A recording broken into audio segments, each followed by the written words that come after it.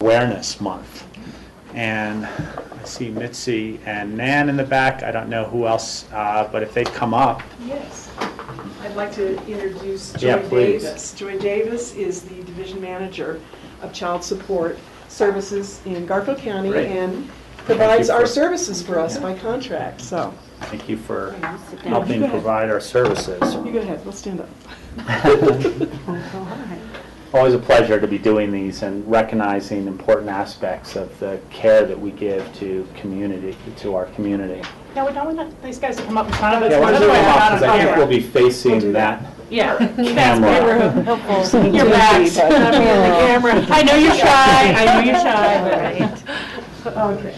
So this is a proclamation of the Board of County Commissioners, Pickens County, Colorado, recognizing Child Support Awareness Month.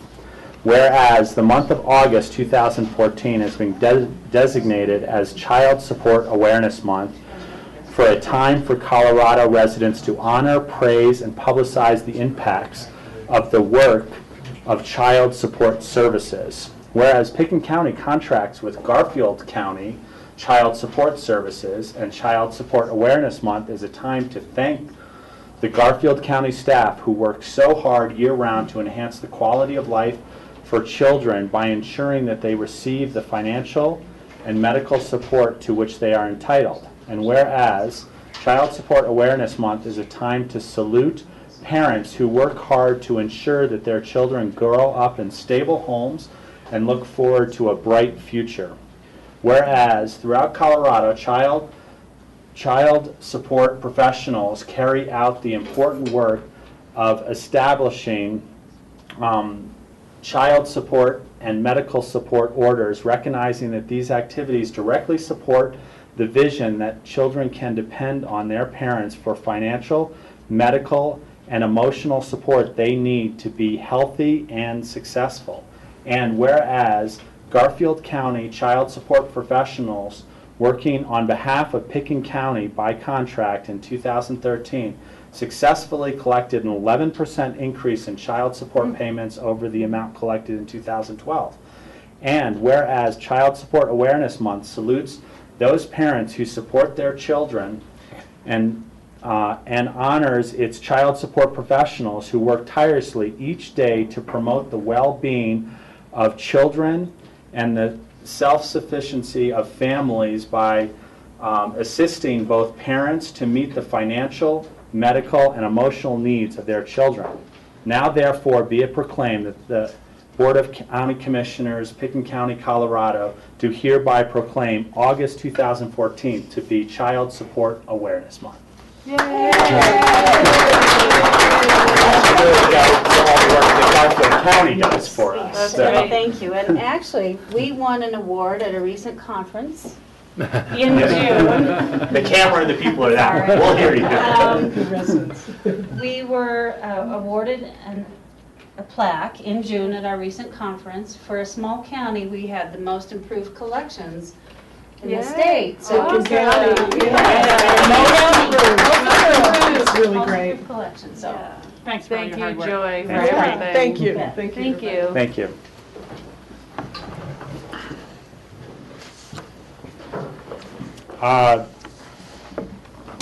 Next, are there any additions or deletions to the agenda today? There are no additions or deletions to the agenda.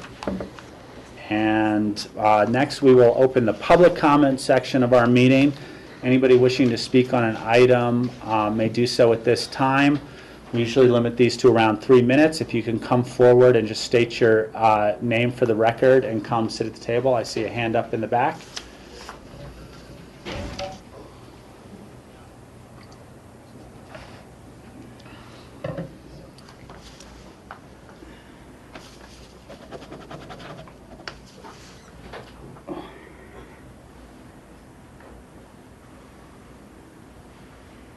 My name is Kavanaugh O'Leary.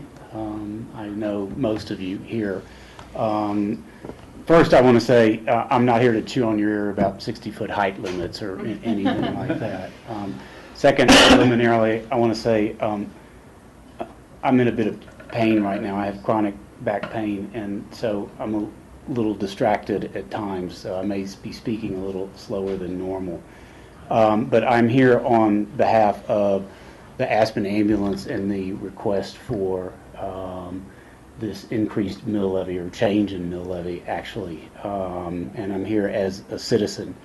Some quick background on me: I am an EMT intermediate, which is like a step below paramedic. I am considered an advanced life support certification, and I also hold advanced cardiac life support certification. I'm an 11-plus year member of Mountain Rescue, and like George, I guess, who is not here, I have a house in San Miguel de Allende, Mexico. I volunteer with the Cruz Roja Mexicana, which is the Mexican Red Cross, which runs about 90% of the ambulance calls in Mexico. So I have, that city is about 100,000 people, and we are also responsible for about 540 outlying ranchos, the poor rural communities, some up to an hour and a half away up in the mountains. So I have a varied experience. I was a part-time employee with the ambulance for several years until developing my back problem. So I do have a varied experience, including with Aspen Ambulance, and so I have a bit of understanding about this issue. I first want to say, kind of give a little background about pre-hospital emergency care that most people don't know about, meaning ambulance service. It's actually a very young field as far as medicine goes. It spawned out of the MASH units from the Korean War that we've all seen the TV show about, Mobile Army Surgical Hospitals. The idea with that was bringing the hospitals closer to the front, to where the patients were, so that we could get patients quicker to definitive care. And the statistics out of that were we saved a lot more lives doing that. Somebody took that idea and said, wow, what if we start taking some emergency medical services right to the patient before we can get them to definitive care? The first ambulances really appeared in, I think it was the late 50s, maybe even early 60s, and it was in Chicago. It was literally one of those big old station wagons filled with some medical equipment and some people trained. And from that, we have moved in less than 60 years to the current situation. And the reason I bring that up, twofold, is we've seen tremendous amount of advancement in medical services in that time period, and including especially in emergency and pre-hospital care, because it was such a young industry. And the reason I think that is relevant is the last time that the ambulance district received a raise in the mill levy was in 1982. So that's been 30 plus years, and you can imagine the advancements in medicine since that time, and the need for the ambulance to try to keep up with those advancements. And some of those advancements are training issues, some of it's equipment, and equipment can be very expensive. And even though the ambulance service has, at that time, the mill levy was 0.82, it's never been able to collect that because of the Taxpayer Bill of Rights laws and so forth. So I believe they're currently collecting 0.22 mill levy. And they've done, in the past 30 years, a tremendous job of balancing a way too small budget to meet the tremendous service needs that this community demands. So I applaud them for that, but they can only go so far with that, and it is time to raise the mill levy. I think one of the things that they would like to do with some of this increased mill levy is build a new building, a new quarters for the ambulance. And having sat in those quarters, currently the quarters is a pretty dismal place. The job we sit around a lot of times not a lot to do, clean the quarters, whatever. And then all of a sudden a call comes in and we go from 0 to 100 on our stress level. And that is very taxing on the individual, and having a comfortable place to come back to and unwind a little stress would be huge. And it would be a pat on the back to these people who are doing this service to the community for not a whole lot of pay, to show some support for that. So I think that is a hugely important part. And then also, as far as this equipment goes, to give you an example, the cardiac monitors that we use, the ones that they were called LifePak 19s, they were originally cost about $19,000. LifePak will no longer service those units, and in fact, the district has had to buy new units. Those now cost about $38,000. And in order to have advanced life support ambulance, you need to have one of these on there. So that's another thing. And they've done, again, an amazing job of being able to buy that equipment on this limited budget. They've just been great stewards of these funds over the past few years. And just one more comment. I know I'm running late here. Just to give you an example of two changes that have occurred since I've been an EMT since 2008, and these are two things that have come up. For cardiac arrest and stroke people, we now in the emergency rooms, they put these people into an induced hypothermia, and that is to limit damage to heart or brain tissue. And we've gotten to the point where we can actually start that induced hypothermia in the ambulance. Brand new. Takes equipment, takes monitoring to be able to do that. And we need the funds to do that. The other thing that has come into play, we've all had that little clip put on our fingers that measures how much oxygen we have.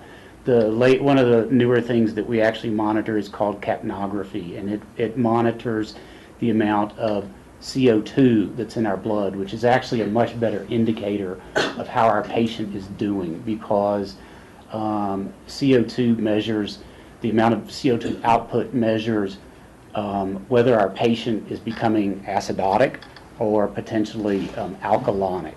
And the range of life exists.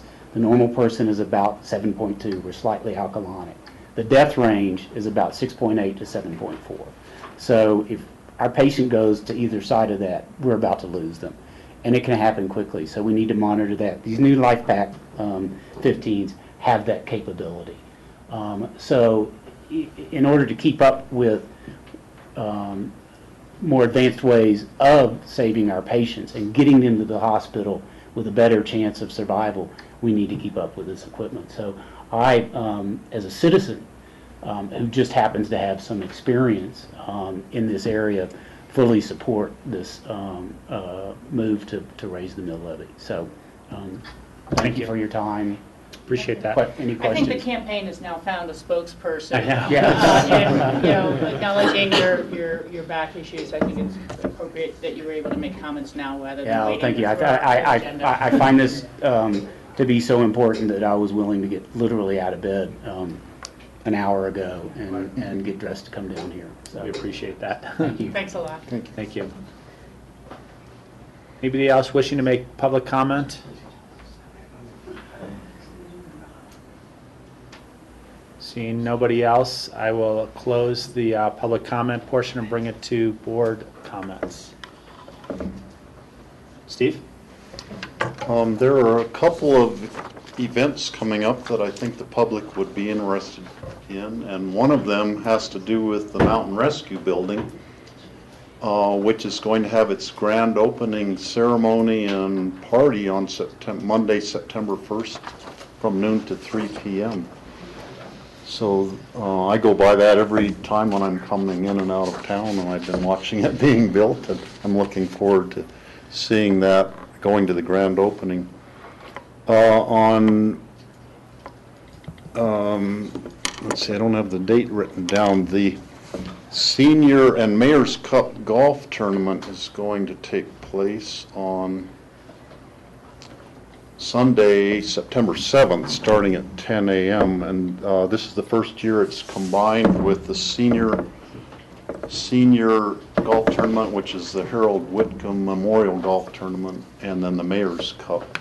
So if anyone's interested, you can call the golf course at 429-1949 to sign up. They're doing 5-man teams with a shotgun start. Phone again, 429-1949. Thank you. Any other commissioner comments, George? Yeah, I actually see Nancy Leslie here. I just want to congratulate you and the city and all those who participated in the Pro Challenge race. I was out of town, but I did catch it on TV, and it was really good coverage. Although the announcer made some geographic mistakes with where the riders were going, which I thought was sort of interesting. But from all aspects, it looked like it was very successful. And congratulations to TJ again for the second year in a row after coming off a hard Tour de France, was able to rein it in again as our winner. So congratulations to TJ. Very good. I would just wish everyone a happy Labor Day weekend. I often joke, that's our holiday.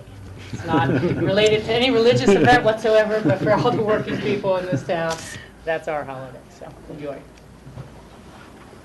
Great. And now we'll move on to our consent action items.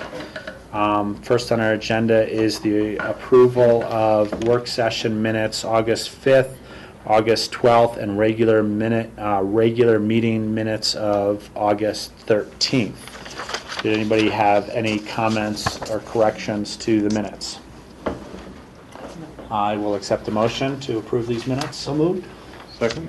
First and a second, any discussion? Seeing none, all those in favor say aye. Aye. Next, we've got a special event liquor permit application by the Snowmass Capitol Creek Caucus. Hi, I'm John Clark.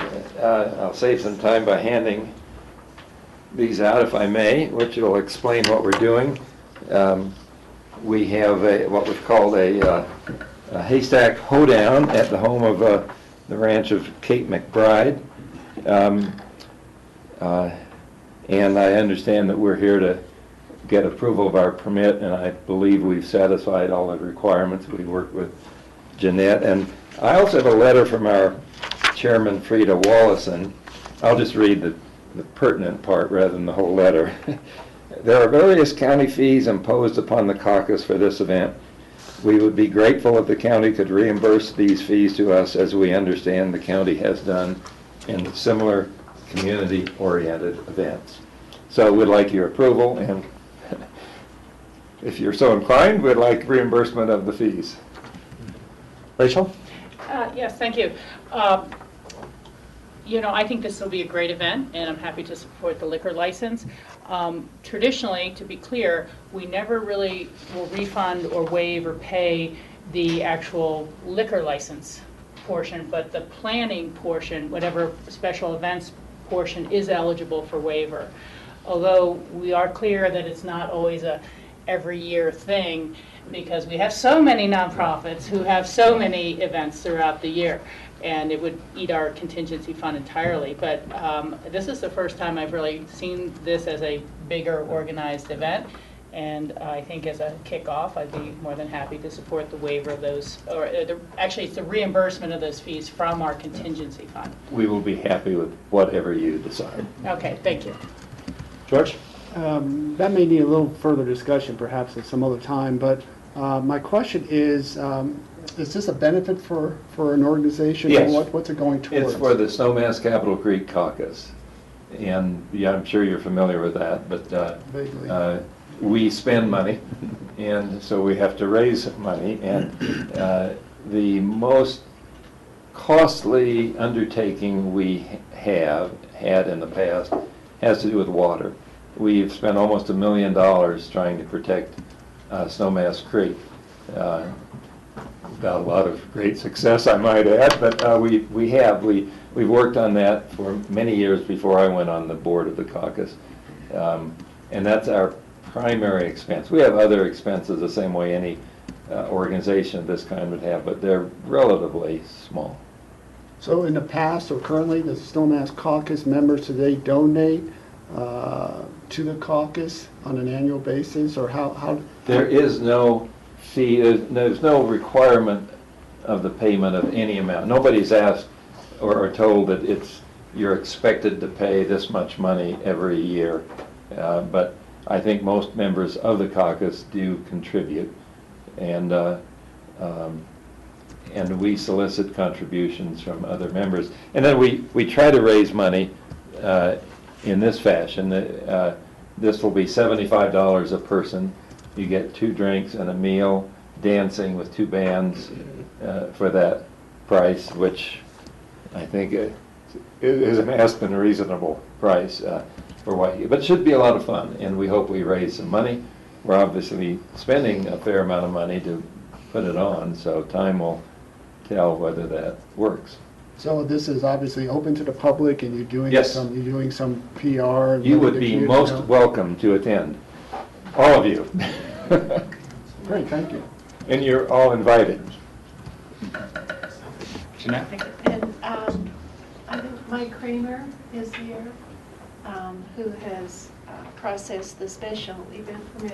If any of you have any questions for Mike, he's in the audience. If you have any concerns about traffic or... I guess the one question that we usually ask is that alcohol is going to be controlled and monitored who drinks. And, Yes, it will be. And of course, the driving after drinking are Yes. big concerns. Yes. There are a number of requirements of that sort, and I believe we have complied with all of them, and we've made provision for all of that, for emergency care, and I don't actually remember everything we had to do, but I believe we've done it all. And Jeanette is the one who's checked to be sure that we have done that, and I think she's assured herself that we have. I would propose that we take the discussion up in our open discussion at the end of the meeting today on the contingency fund.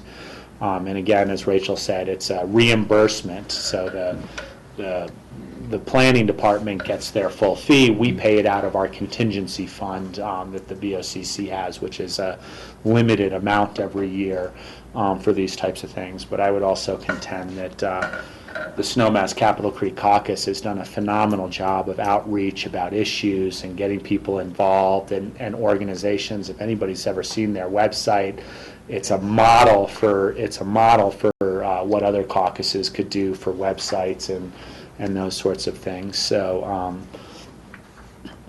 but we can have that discussion in our open discussion.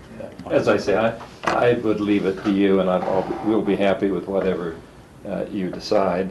But you're right. There have been a number of people, not including me, who've done a tremendous amount of work, and we've worked with this board. You know, we came to you because the barn sizes were too small, and that's important in our community where it isn't important in others. And you approved what we requested, and we are very pleased by that and impressed. We're very happy. Steve? I'd like to point out, I don't know if you can see Kate McBride's from your house, Jeanette, but you almost look down on from up above in that direction. So we expect, I hope you're at the party too, but if you're not, you can be checking up on it. But we've had a series of applications for liquor licenses that came in at the last minute on almost an emergency basis as an oversight. And we really appreciate the fact that this is being done on a very timely basis, and all the special use permit and the liquor license application and everything's been done well in advance. And I think we have Martha Ferguson to Martha Ferguson is the one who's done really all the work. organized. Yeah, she did these posters. She's done everything, and the application proved a little more difficult than we anticipated. I expected to have it in earlier, but with Jeanette's help, we've done it, and we think we're there. Rachel? Would you accept a motion? Yes. Okay. I would move to approve the special event liquor permit application submitted by the Snowmass Capitol Creek Caucus. Second? Any discussion? All those in favor say aye. Aye. Thank you, John. Thanks. Thank you very much. Next, we move on to our consent action, first reading set for public hearing on September 10th. And first is a resolution accepting federal and state grant funds for terminal EA. And Brian's here, and our consultants are here, and come on up. We'll discuss getting $4.5 million to start a project. Thank you. Good afternoon. I'm here today with Rick Dunkelberg with Mead and Hunt. I'll be the consultant doing the environmental assessment. We're here today to discuss with you the acceptance and application of grant funds for the East Side Environmental Assessment terminal area. If the board will recall, on August 5th, we were here to present to you overall schedule, sequence of events, projects at the airport. At that time, the board gave us direction to proceed with the terminal environmental assessment, which is the first identified component of that. We're here now, today, because of federal year end. We have funds that are available for this project. They are expiring when the federal year switches over October 1st, and we've got a great opportunity to take advantage of those funds. This AIS and resolution is really about securing funding at this time. Along the way in the process, there will be several review steps that the board will have access to. First step would be obviously the scope when it's finalized, have a detailed work session to provide more information and hopefully answer a lot of questions that you have. Again, steps along the way. Rick is here really to talk about what the environmental assessment will feel like and the overall process involved with that. Thank you.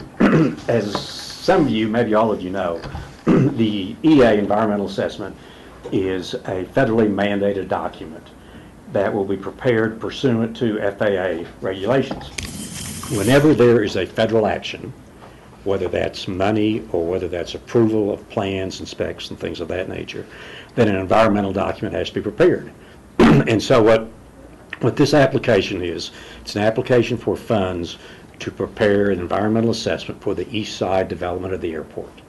That includes the terminal, the transit center, the noise wall, relocation of existing facilities, new roadways, things of that nature. The entire east side complex. And it is heavily loaded to a substantial, significant amount of public involvement throughout the process, especially up front. As we remember, the airport master plan prepared an airport layout plan, which FAA conditionally approved.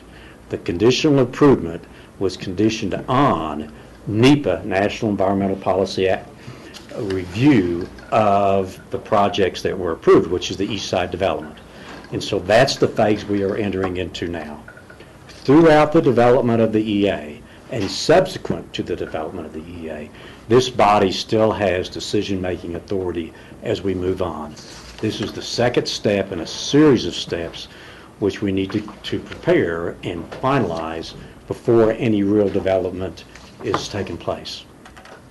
Then I can answer any question. That's in a nutshell what it is. It's a very technical document which will include a significant amount of preliminary engineering and architecture for the terminal building, the transit center, and all the ancillary facilities which we will be developing. George? Thanks, Rick. So we will have actually two public processes going along about the same period of time. We'll have this EIS for the terminal and the east end of the airport facilities, and at the same time we'll be starting our phase 3 of our future air study as well. That's correct. And just, George, very quickly, it's an EA, not an EIS, and there's some important differences in process there that, the EA will give us a little bit more local control over the process. So we want to be careful that we represent to the public and everyone that we're doing an EA. Right now, yes, we are entering into phase 3 of our air services study, and as the board will recall, when we submitted the airport layout plan at the conclusion of our master planning process, all the east side development, so the terminal area and fixed-based operations, berm, all the areas that are within the scope of the EA that we're proposing to the FAA for funding was approved in that airport layout plan. The west side, there were questions. It wasn't approved by the FAA, and so we entered into this study because it wasn't clear whether they are going to allow the modification to standards to allow for 95-foot wingspans, and as we've studied it, we've learned that, in fact, the future generation of aircraft are going to have probably wider wingspans than that 95 feet. And so we're going through the process now of looking at the engineering on the air services side, redoing our airport layout plan and resubmitting that for approval by the FAA. That is a separate issue from the EA on the east side development. That east side development would happen independently of whatever's going to be happening on the west side. So we're still working on that.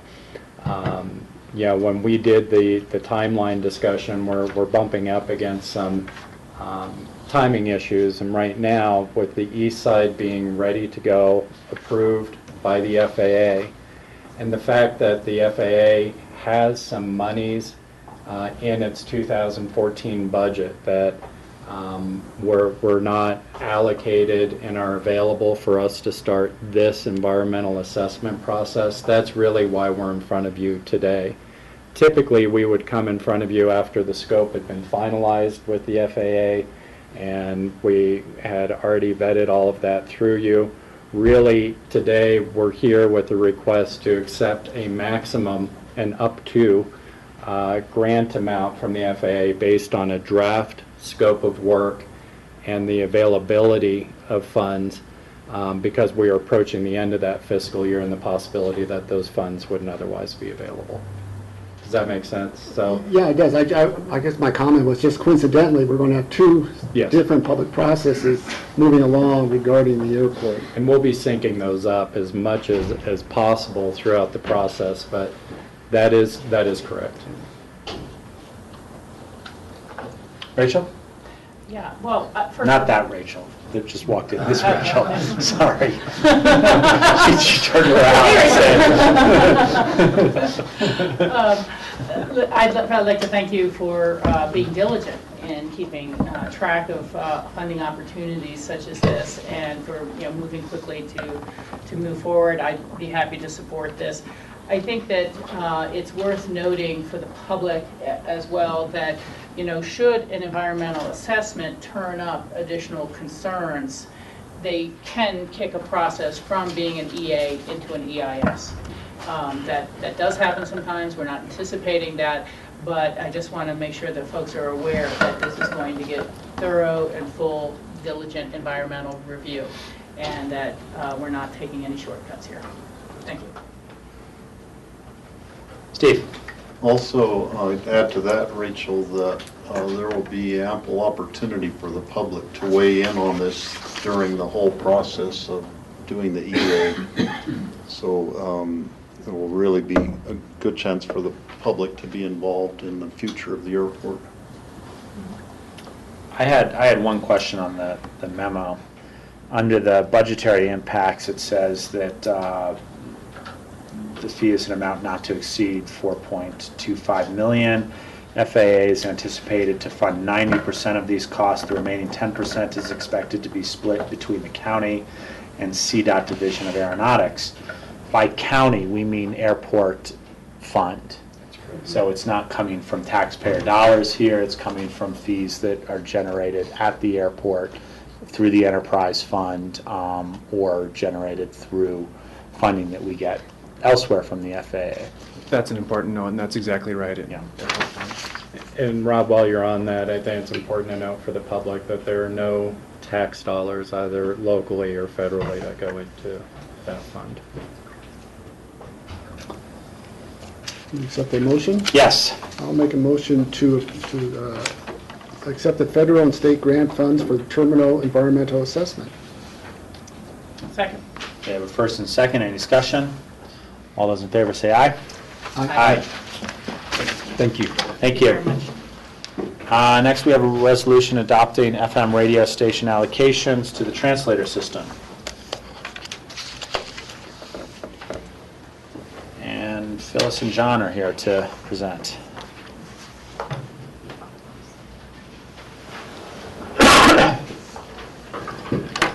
Hi, Phyllis Mattice. I'm the liaison to the Translator Advisory Board for the county, and John Emmerich's the chair of the board, our citizen board that makes recommendations for FM allocations of radio stations within our system. And that's what we have today. About a year ago, we were here doing the same thing when we had space available.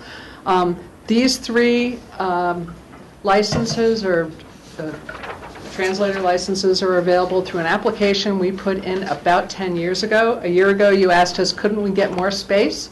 Well, it took us 10 years to get 3 new spaces. So here we are with recommendations. The board went through a very similar process of taking applications from any stations that were interested, reviewed the criteria that they had established a year ago, went through a scoring process, actually, and then reviewed that scoring process and came back to finalize it in a second meeting, and now have recommendations for you of 3 different stations on the 3 available spaces. KPVW, which is a Latino station at Sunlight on 104.3. Radio CMC, which is part of CMC's new curriculum. They made comment about how good their program has become since we allotted them space at Aspen last year. And then KGHT, which is a current music station who's had not been on our system before, at Upper Red at 99.5. Any questions? Steve? With getting the ability to add these, do we have to put equipment at the translator, on the translator towers? Or is it just something that you can push a few buttons and they're plugged in to operate? We do. There is some equipment. It's approximately $8,000 to $10,000 of equipment per location. And that's funded through the translator fund. That's a property tax in Pickens County.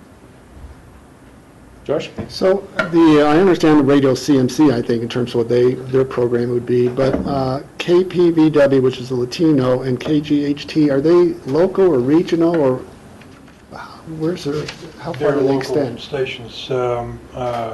KPVW, which is the Hispanic, Spanish-speaking station, I believe has their license in Aspen, and KTND Is also in Aspen, I think. Also in Aspen, I believe, yeah. All right, so it's just we're able to expand their programming to a broader reach of the county through utilizing these different sites? That's correct.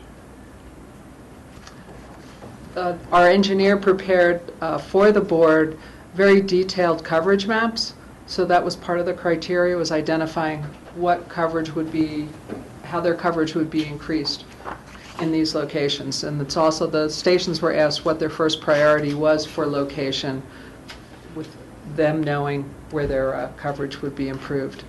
So, And a number of us actually drove around the county with our radios tuned to different frequencies, just seeing what the current reception was. Additional questions? Steve? Last year, there was intense competition amongst the different stations wanting to get the allotments on the space. I read, reading through the packet, there were some other stations that had applied and then were you know, based on your scoring criteria, others were eliminated, but was that, did it come down to a point where you had two pretty equal stations that you had to pick from to fill any of these spots? Well, I think that certainly a reliability issue came up, particularly with one of the stations that was unable to successfully air an emergency broadcast test twice.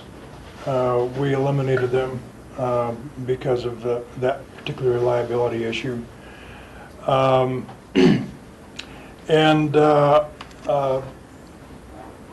one of the other stations actually had very good coverage in the valley, so we just felt that that the three stations that we ended up with in our recommendation to you were probably the three most worthwhile choices for the public. Okay. And we evaluate the stations too, just to be clear. We evaluate the stations not on the entertainment programming, but on the non-entertainment program, public service ability to provide news and special event coverage and obviously technical reliability and that sort of thing. Okay. I'll accept the motion. It's not public hearing. I would move to approve the resolution accepting federal, wrong one, resolution adopting AM, FM radio allocations on the Pickens County translator system. And this is set for public hearing September 10th. Second. We have a first and a second. Any discussion? All those in favor say aye. Aye. Thanks, Thank you. Thank you for your Ms. service. Phyllis. Next, we have two resolutions that are kind of connected regarding the state fiscal year 2014, state fiscal year 2015. One is a amendment to a memorandum of understanding for the 2014 year for the 4E waiver, and the other is a memorandum of understanding for the 2015 year. Right. So I'm Nan Sundin, Health and Human Services Director, and the 4E program, its Title 4E, is federal funds to help help states support low-income children who need out-of-home placement for safety or mental health purposes. And it also helps us with adoption subsidies. A couple of years ago, the state of Colorado went to the feds and said, we would like to use our money more in a preventive fashion, and we were, as a state, granted a 4E waiver, which actually brought money into the state and allows us to try new interventions with families to try to avoid out-of-home placement. And so Pickens County was lucky to be able to contract with Garfield County for kinship care and family engagement, and with Eagle County for permanency roundtables. Those are three of the four interventions. The fourth intervention is something called trauma-informed care, and the state has not released that for outside of the pilot group. Eagle is a pilot group for that, but we don't have the option to do that intervention at this time. So the state gives us the opportunity now to do two MOUs at once. And the 2014 MOU really defines how the state intends to share cost savings if we actually reduce out-of-home placement statewide. Money will go back to counties. So that's the first MOU. And the second one is just so we can conduct business with the waiver activities in 2015. Questions? I'll accept the motion. Rachel? Yeah, I'd just like to make a comment that Colorado Counties Inc. put a lot of work into trying to get that 4E waiver, and I'm glad to see us able to utilize it. There have been some attempts by some to politicize what the waiver means, but it clearly is worth investing in saving a family initially, while there's that chance, than just finding out-of-home placements. And children have much better outcomes when they're in families that have their family that have been healed as opposed to foster care. So Yes. really appreciate your efforts making sure we implement this well. Great, thank you. I would move to approve a resolution approving state fiscal year 2014 amendment to the Memorandum of Understanding between the Colorado Department of Human Services and Pickens County for the provision of 4E waiver activities. Second? That's the first resolution set for September, public hearing on September 10th. Any discussion? All those in favor say aye. Aye. And the second resolution? I would move to approve the resolution of state fiscal year 2015 Memorandum of Understanding between the Colorado Department of Human Services and Pickens County for the provision of 4E waiver activities. Second? Any discussion? All those in favor say aye. Aye. Thank you. Now we move on to our consent public hearings, and the first is a resolution adopting on-site wastewater regulations. Dahl is here to present. Good afternoon. Kurt Dahl, Pickens County Environmental Health Manager. I'm here for second reading for the adoption of update to Pickens County on-site wastewater treatment regulations. They were approved at the first hearing. These are updates that are bringing our OWTS code into compliance with the new state on-site wastewater treatment regulations that were adopted last year and the minimum standards that they've set in those regulations. It also includes updating of setbacks to surface water features to be consistent with the Pickens County Land Use Code. We were different in our previous regulations, and so there's a change there to be consistent with that, as well as creation of a renewable permit to give us a tool to ensure that systems that are requiring periodic maintenance, to ensure that that is being done. Are there questions? We went through this with a lot of questions last time, Rachel? It's more a comment than a question, but thank you for being here today. As you know, we submitted some legislative items to CCI for potential action during the session coming up, and I became a little unclear between our implementation of this regulation and our ability to recover our costs, as opposed to what we submitted. And so while we don't need to answer that now, that was a question that came up when I was at the district meeting, and I think we need to make sure we have a little bit of a white paper from you for that meeting on October 3rd that will explain why we're still pursuing ability to actually just cover our costs between the two, between the old regulations and the new regulations. And it was more that others asked questions about it, and I don't think they fully accepted my explanation. Okay. So just so we're prepared. When does that mean? It will be October 3rd, October 3rd, and that is when CCI will determine its final legislative agenda. So actually having it before then. Yeah. Okay. Thank you. Mm-hmm. Additional, Steve? I'd move to approve an ordinance repealing Pickens County Code Title 6, Chapter 6.28, on-site wastewater treatment systems, and reenacting Pickens County Code Title 6, Chapter 6.28, on-site wastewater treatment systems. I'll second it, and it is a public hearing. Yes, this is a public hearing. Anybody wishing to speak on this item may do so at this time. Seeing none, I will close the public hearing, bring it back to the board for discussion. Seeing none, I will call the vote. All those in favor say aye. Aye.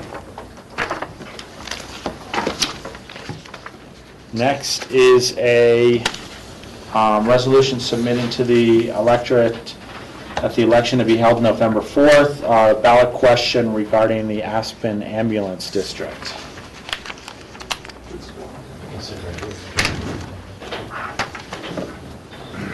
Hi again. Hi.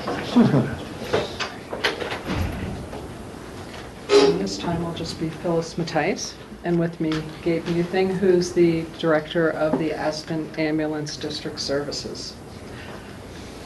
Second reading, a ballot question. The ambulance district is a special district that only covers part of Pitkin County. And so it's really part of the county, but because it's not the same boundary of the county, it has some different legislation that covers it. And we've been learning a lot about it as we've been working through how the ambulance district functions. We contract with Aspen Valley Hospital to perform the actual services.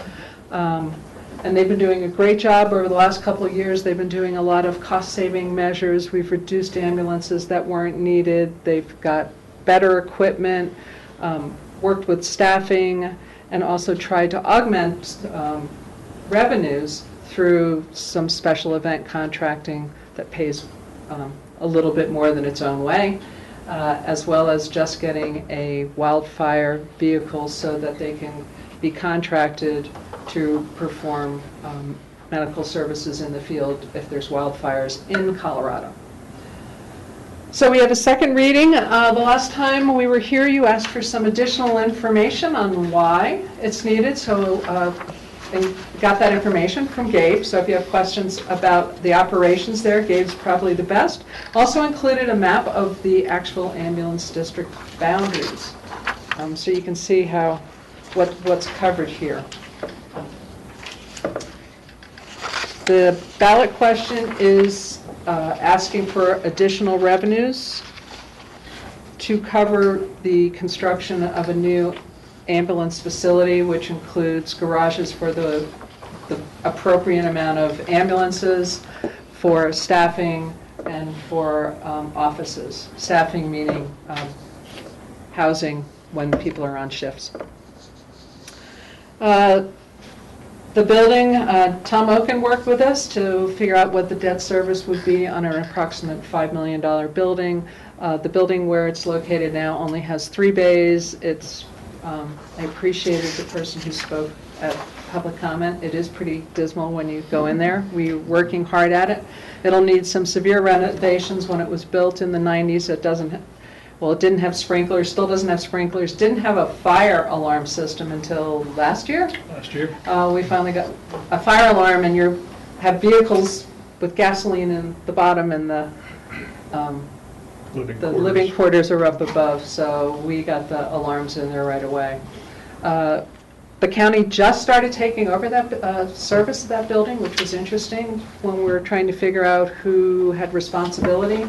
The ambulance, the Aspen Valley Hospital was doing some of the maintenance, and then when we started digging into some of the documents that created it, we discovered it's really the county's responsibility, so we took that up and have been doing a good job at that, I think, at this point. So we have the ballot question. It's in here, and if you have any questions, we are prepared. Steve?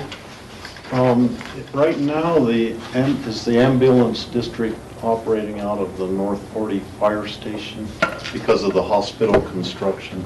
That is correct. We started doing that in May, and hopefully that piece of construction that is preventing us from accessing the original building should be complete end of October, is what we're hearing at this point. Mm-hmm. So then we'll be moving back from the north, or out of the North 40 and moving back to our existing building. That's okay. I think the case has been made very clear what a great job you've done of managing the money on and not raising the taxes one bit for so many years, and doing a great job of, being really efficient and improving the service to the county at the same time. And now I don't always understand all the accounting, but the money is about to run out, and you've made a clear case for, really needing to have the voters approve this. So I'm fully supportive of the resolution. Steve, thank you. I forgot a key point. It was in 1982 was the original tax was imposed, and over the years, because of Fenton and the Tabor Amendment, it was reduced. So the ambulance district has not gone for a tax increase in its entire existence since 1982. And I was actually surprised when I looked at the map to see that the lower end of Snowmass Creek Road is included in the Aspen Ambulance District. Is there any explanation how that came to be? I wasn't there in 1982. That's when the line was drawn. Most of the town of Snowmass Village that's covered there is the Wildcat Snowmass District. Yeah, and then the Basalt Rural Fire Protection District. Right, that's the other boundary. Covers the lower, all the rest of Snowmass Creek and Capitol Creek area. That lower part is actually in the Aspen Ambulance District. I was surprised to see that. I'll say that I'm fully in favor of this, and the saying often goes, for your house, the most important payment is your mortgage payment. The second most important payment is the insurance payment for your house. And at some additional information that we asked for the last time, at a house of $100,000 property value, this would be an increase of $1.75 to $3.98 a year. So it's a little bit more than $2 increase. And then of $1 million, it goes from $17.50 to $39.80. That's a very small insurance check to be paying if you have an incident where you need your life saved with quick response and equipment that works and is state of the art.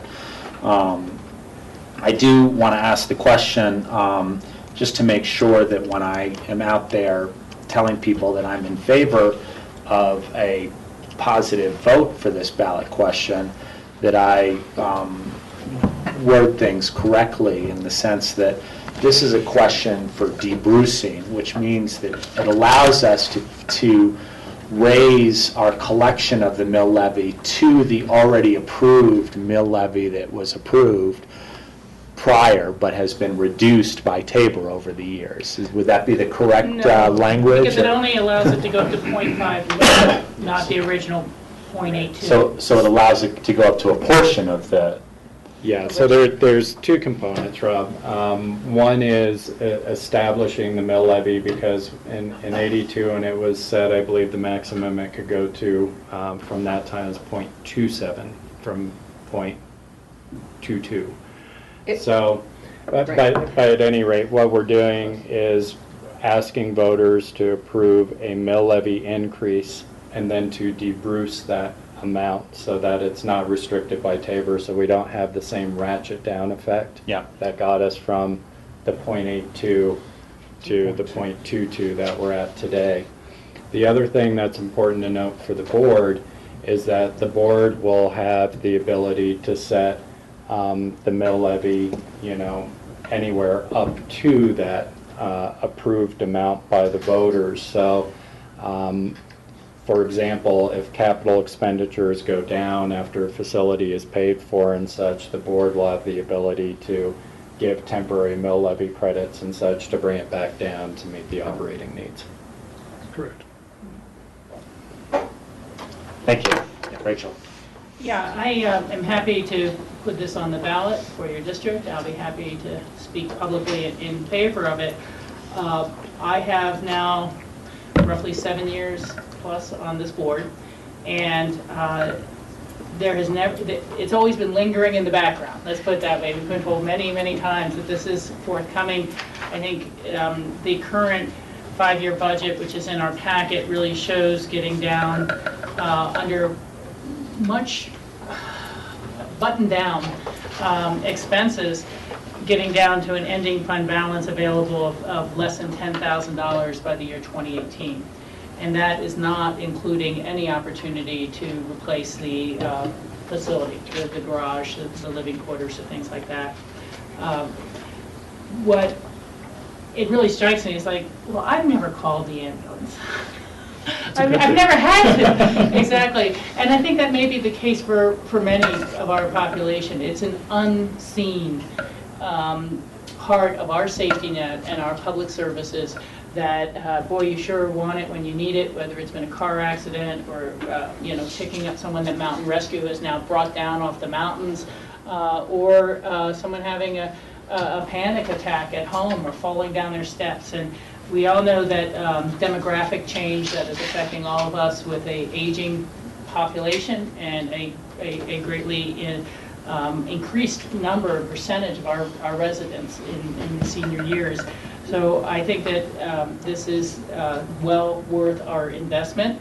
And I, as a taxpayer myself, or anyone else in the room, it's worth noting that your property taxes are deductible should you itemize. So there's a little bit of a return from making the investment yourself in your own community.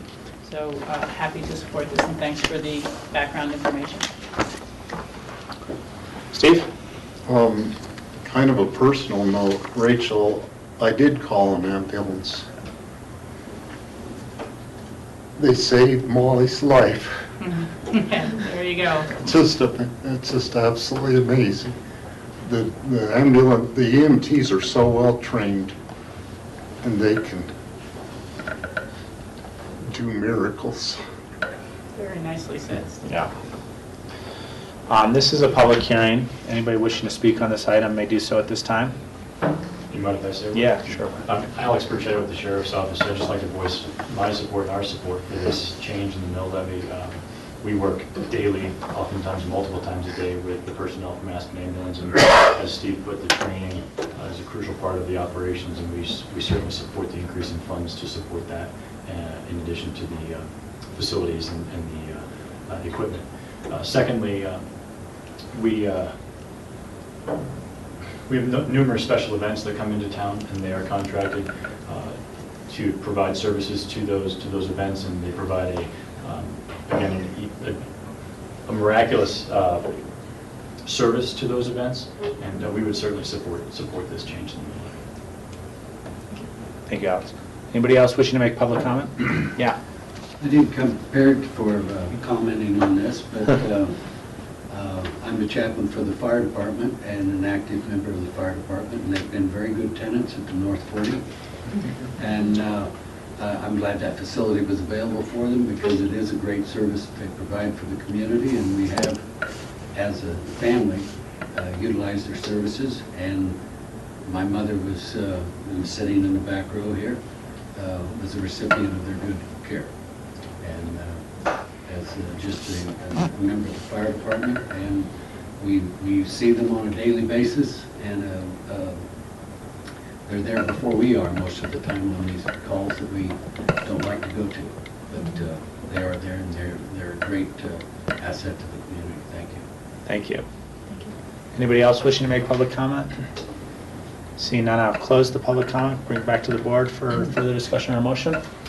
I would make a motion to approve a resolution submitting to the electorate at the election to be held on November 4th, 2014, a ballot question for the Aspen Ambulance District.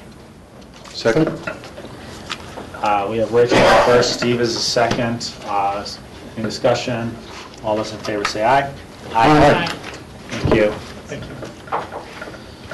Next, we have two more resolutions submitting to the election for the election to be held on November 4th.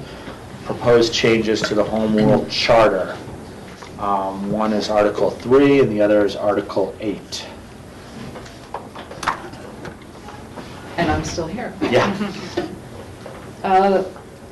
The first one, I believe, trying to bring it up, is a change to the Home Rule Charter regarding the Citizen Board terms.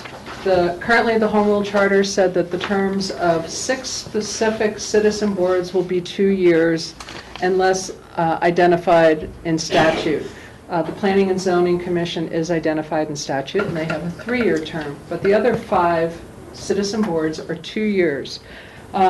It's difficult for citizens to get caught up to speed when they're new, coming to a citizen board within that 2 years, and we're proposing that the language be changed that allows the board to set the terms of each citizen board via the bylaws that the board approves for each citizen board. We have approximately 15 county citizen boards, and the other 9 citizen boards do have their terms identified through their bylaws, so this would be consistent. We're recommending to you that in their bylaws that you identify 4-year terms. We feel that's a relatively good term for people to be able to know what they're doing, be skilled and knowledgeable of whatever board they're sitting on, and then to be able to move on if they want it after 4 years. Of course, someone can always resign a position on their citizen board if, for whatever reason, they can't fulfill the 4 years. And then we fill their term with a new applicant and appointment by the board. We've had that happen with 2-year terms. So if someone leaves after the first year, a new person's appointed, well, their term is only 1 year, is what's remaining on the term, which means after a year they have to reapply and go through the process. So it's very time consuming. The administrative tasks are a lot for this group, and we think having some continuity would really help administratively. So that's what we're asking for the change on that one. Questions? Take these one at a time, I suppose. This is a public hearing. Anybody wishing to speak on this item may do so at this time. Seeing none, I'll close the public hearing on this first resolution.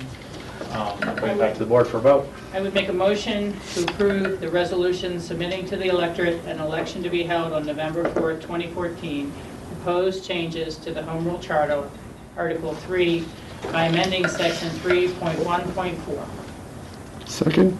We have a first and second. Any discussion? All those in favor say aye. Aye. And next is a section 863 and 864, elimination of those sections. This is another citizen board that is the, help me out, John. Conflict Resolution Committee, Conflict Committee Pool. As it's identified in the Home Rule Charter, it was created, I believe, in 1998. John Ely is the liaison, I believe, to that group. It is supposed to be, by the charter, a 9 to 15 member committee. We have not been able to constitute a 9 to 15 member committee through the time that it's been created. As well as this conflict committee pool has never been called on for any service. So people have been appointed to this board and have never met or been asked to perform any duties related to conflicts, because we haven't had any complaints of conflict. We included in your packet this time is the sections from the Code of Conflict Conduct that the board has approved through resolutions. You had some questions related to how would citizens or other members make complaints, and we believe that gives you some structure regarding that area. Is that not, I'm looking, is that not in the packet? Yes. Okay. Thank you. Any questions? Steve? I know that there's pretty strict state rules about conflict of interest and also public disclosure and all the different things, and without having, if this measure is passed by the voters and we no longer have the conflict resolution committee, which, by the way, has never met, as I understand it, in the entire existence. But, and maybe this is a question for you, John, that we are pretty well protected, aren't we, by the state regulations? The state regulations are applicable to the county. However, our own charter provisions and our own Pickens County Code provisions, as well as the policies that the board have adopted, are actually more extensive than the state statutory provisions. And so, yes, I think we are most definitely covered in that a incidence of a conflict of interest is thoroughly defined in those various documents that the county has adopted and defined with particularity. And also, we have a very very diligent, fifth estate here with all the members of the newspaper being present all the time. And I just can't imagine, I mean, there are lots of eyes on us, and I can't imagine that anything, if there was a conflict of interest, that it wouldn't be called out by someone without having the benefit of a board doing it. I mean, the conflict committee board. I'll make a quick comment. I had kind of we had had a discussion in the first reading about instead of eliminating, potentially putting in a small piece of language that says, if a conflict should arise, this is how we, there are other ways to handle it. We've got the right to create a conflict committee, or as is put out, our conflict of interest guidelines kind of have that for us anyway. The reason why I brought that up was because this is a change to our home rule charter, so it takes a vote of our people to change this. And I don't want anybody to think that we're eliminating dealing with conflicts of interest. This is not a way for us to kind of get rid of this so we can have conflicts of interest. This is just saying that we've got a committee that's never met, and that we will handle conflicts of interest with diligence when they arise. So I think it's important that when I'm out there stopping for this as again, another yes vote when the ballot questions come around in November, because people will ask me more than anybody else, the only one here for re-election, that I make it clear, well, you're unopposed, the only one opposed for re-election, to make it clear that this is not an elimination of dealing with conflicts if they occur. So anyway, for discussion, I'm okay with it. Just I think we ended the discussion the first time around by me saying I'm okay with us just eliminating, but I think we need to make it clear to the public that we're not eliminating dealing with conflict of interest. We're just eliminating the section of our home rule charter that puts restrictions on dealing with conflict of interest and makes us create a committee that never really has been called, and those sorts of things. Steve? I'd move to approve a resolution of the Board of County Commissioners submitting to the electorate at an election to be held November 4th, 2014, an amendment to the Home Rule Charter, Article 8, eliminating sections 8.6.3 and 8.6.4. Second. And we have a first and a second. It is a public hearing. Anybody wishing to speak on this item may do so at this time. Seeing none, I will close the public hearing, bring it back to the board. Any discussion? Seeing none, all those in favor say aye. Aye. Aye. Thank you.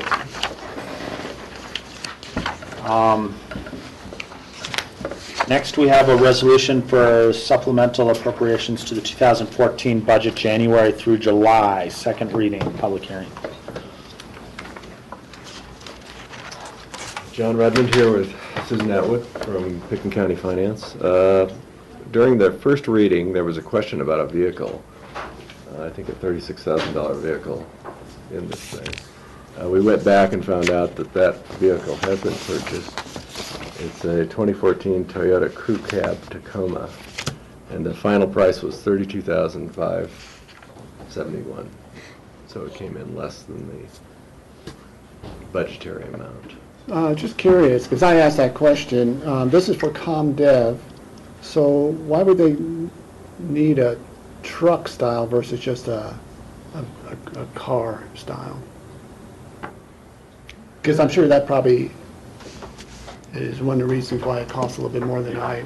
Yeah, I was surprised at that price. I believe this was for their inspector position. Do we have? We got Lance. I didn't hear the question, George. Oh, I was just curious, when you did a requisition for a vehicle, you wanted a truck style versus just a Subaru that some of the other vehicles are like.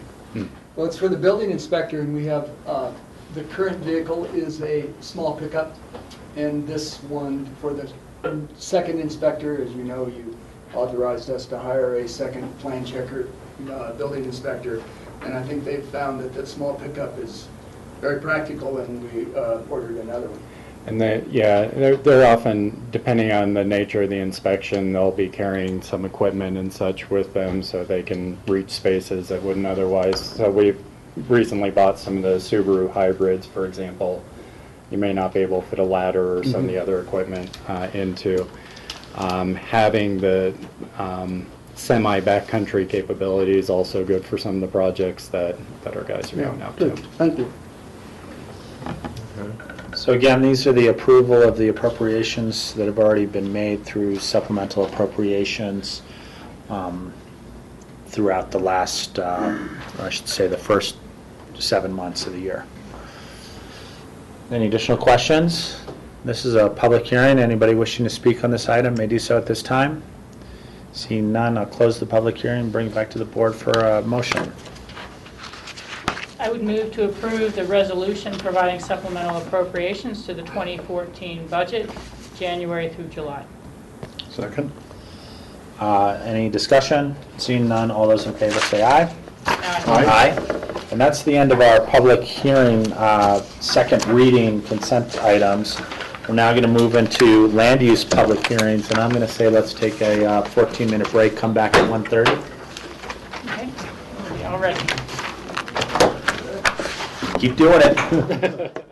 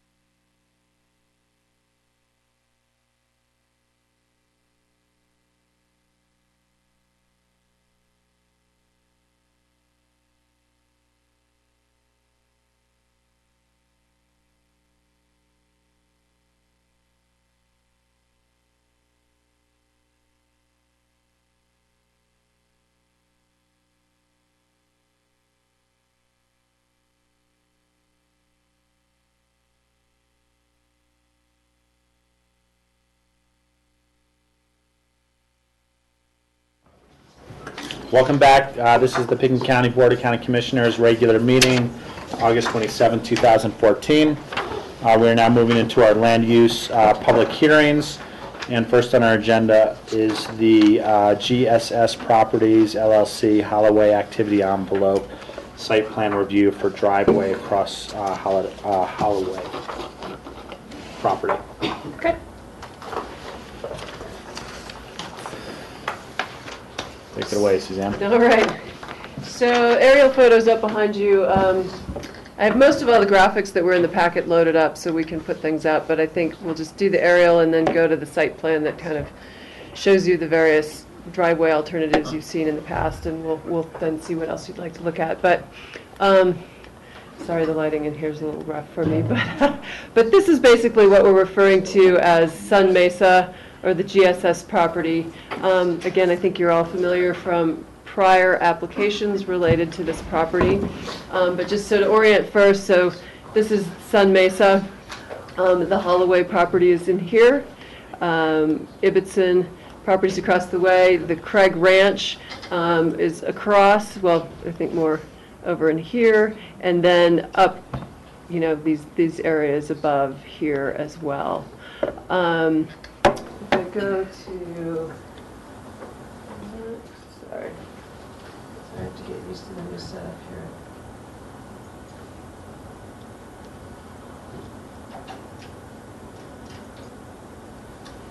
So what you've seen previously in the request for the property was we established an activity envelope up on the mesa, and you initially, after a takings, established an activity envelope for a driveway up to the property directly off of Woody Creek Road. This was not the one I want. I'm sorry. Too many options.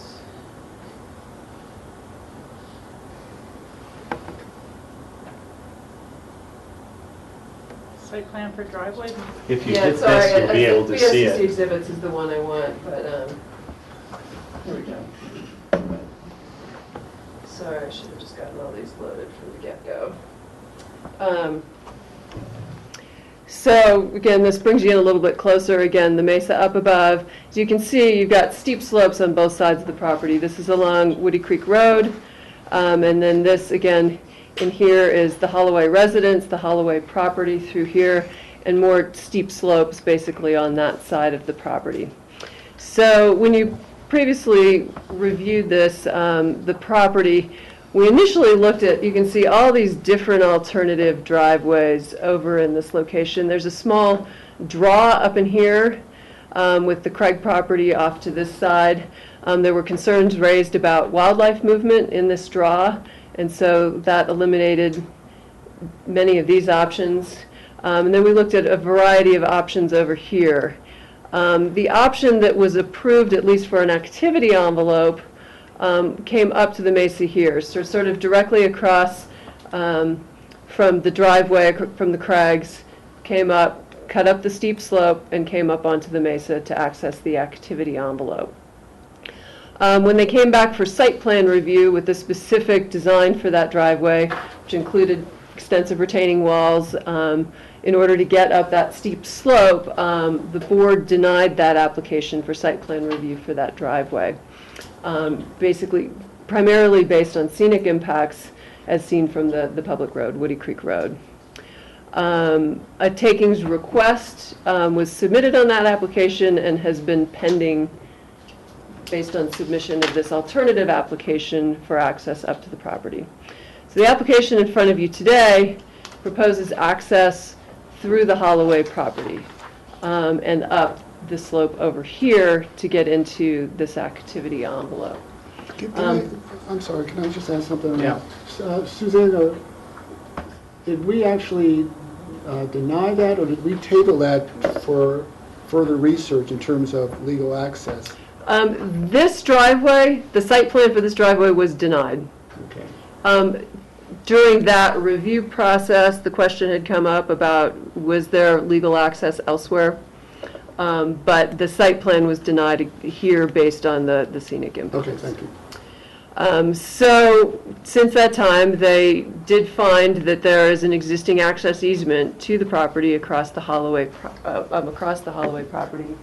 I think if I go to the next page here, it shows you.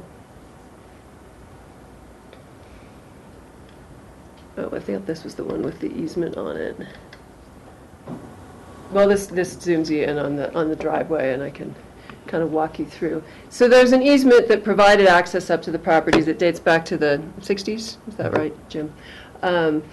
And essentially was used for ranch use of that upper mesa. But there is an easement, a 30-foot wide easement. The driveway that's been proposed, as you can see, comes off here. There's an existing driveway that comes in here, veers off to the Ibbotson property here, and up here to the Holloway's residence. This old ranch road and the easement for it kind of cuts up in here. And again, there's a different graphic, but trying to pull all these up is probably more trouble than it's worth. So the driveway that's been proposed does not perfectly align with the easement that exists on the property. They have mapped it. They've agreed that there is an easement. But in order to meet our standards for a driveway, width, grade, turning radius, that existing easement is not adequate to accomplish that. So the applicants worked as best they could within the easement, and also trying to address the standards of our code for access. So this driveway that's been proposed does not perfectly align with the easement. But the easement does basically come in and then cut up to the hillside to here. So it is approximate, but it is definitely not within that existing easement. So this is the alternative that is proposed in front of you today. And I guess in addition to that, the applicant has also requested, previously we just approved an activity envelope on the property. They've now come in with a site plan for a residence for the property, and they're asking for the ability to use one TDR to build a residence of 8,250 square feet. So in front of you today is the request for this driveway, as well as the site plan and special review request to use the TDR for the property up on the mesa. Starting with the driveway, the primary issue is the same issue we had with the other driveway, is that it does not comply with the code with regard to slopes. An access cannot be constructed that would meet our requirements related to development on slopes of over 30 or over 45%. So basically the code says that development has to be denied or is prohibited because it doesn't meet those provisions of the code. Again, same issue we had with the access directly off of Woody Creek. It's just, this is a mesa and it's steep on both sides, any place where you could try and access the property. So for access purposes, that's the main issue. Less of a scenic impact is seen from the public road, because you do come into this kind of draw and then cut up this hillside. Obviously an impact on these directly adjacent neighbors, but again, the issue with the other driveway was primarily the impact on the public using Woody Creek Road and the large retaining walls associated with it. This will be much more hidden from public view, coming up this side of the property as opposed to directly off of Woody Creek Road.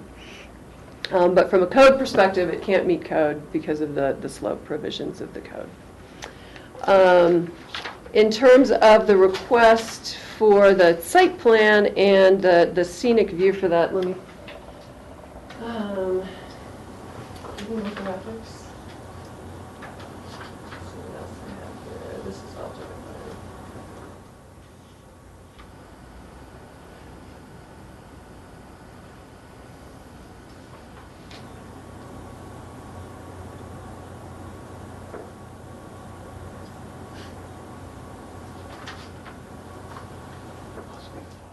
So this shows the location of the house on the upper mesa, the driveway, so again, coming up through the Holloway property over to here and climbing up to this upper portion of the property. This is the salvation ditch coming through. The envelope remains below the ditch, and that was important to the Division of Wildlife at the time we established the envelope. We also, when we did the envelope, had left some buffer area over here above this draw, again related to wildlife concerns. As part of the proposal to utilize the additional TDR for square footage up here, the applicant has committed to limit structures or buildings within the envelope to this portion of the envelope and not put any structures over here. Other types of development that are allowed, something like a septic system, well, you know, those types of things that would not be structures above the ground could still occur within this area, but they've agreed to limit their other development to this area. In addition, they've offered to, they only want to use one TDR to get up to 8,250 square feet. They've offered to extinguish 2 TDRs to acquire that square footage. So you could look at it either as they buy 2 and they only use 1, or they're using 2 to get 2,500 square feet, whereas the code just provides for 1. So that's just an offer that's being made by the applicant to eliminate 2 TDRs where only 1 would be required by the code. Just since we have this up, they have proposed to do some berming here along the boundary of the property. This would help them spoil some of the dirt that would be created through construction of the driveway.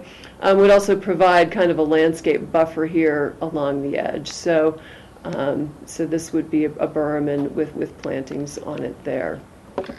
From the perspective of our site plan review standards and the scenic review criteria in the code, you know, those are from the public roads, the highway, and Woody Creek Road, you know, visible from a great distance, obviously, from the highway, but you can see those upper mesas. I mean, I think you can definitely see when new development's occurring up on those mesas. You don't see it, obviously, from directly below the property because of the steep slope in between. You will catch views of it as you're coming, you know, from past Little Woody Creek Road as you come around. You'll definitely get glimpses of it up there. But it is, you know, not placed near the edge of the mesa where it would be more visible. It's placed towards the back of this meadow, you know, kind of tucked in. There aren't steep slopes, so we're not looking at, you know, huge cuts. They've tried to lay the driveway in so they minimize cutting once they get up on the mesa, which will minimize those visual impacts. So we found that the siting of the residence complies with the scenic view protection criteria in the code. And the request for a TDR we found complies with the standards in the code under special review. This is consistent with approvals in the surrounding area. There have approvals have been granted to use TDRs on adjacent properties, the Craig property, the 2 Compass parcels that were created up next to the school. And there are other, adjacent homes in the area that are larger than 5750.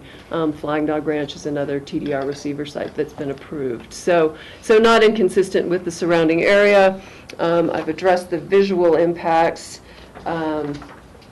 And anyway, so we found that it meets those criteria for special review and the site plan review, but the issue of the driveway and the 30% slopes basically pushes this into a recommendation of denial of the application because of those impacts. Rachel? Thank you. I have a few questions for you, Suzanne.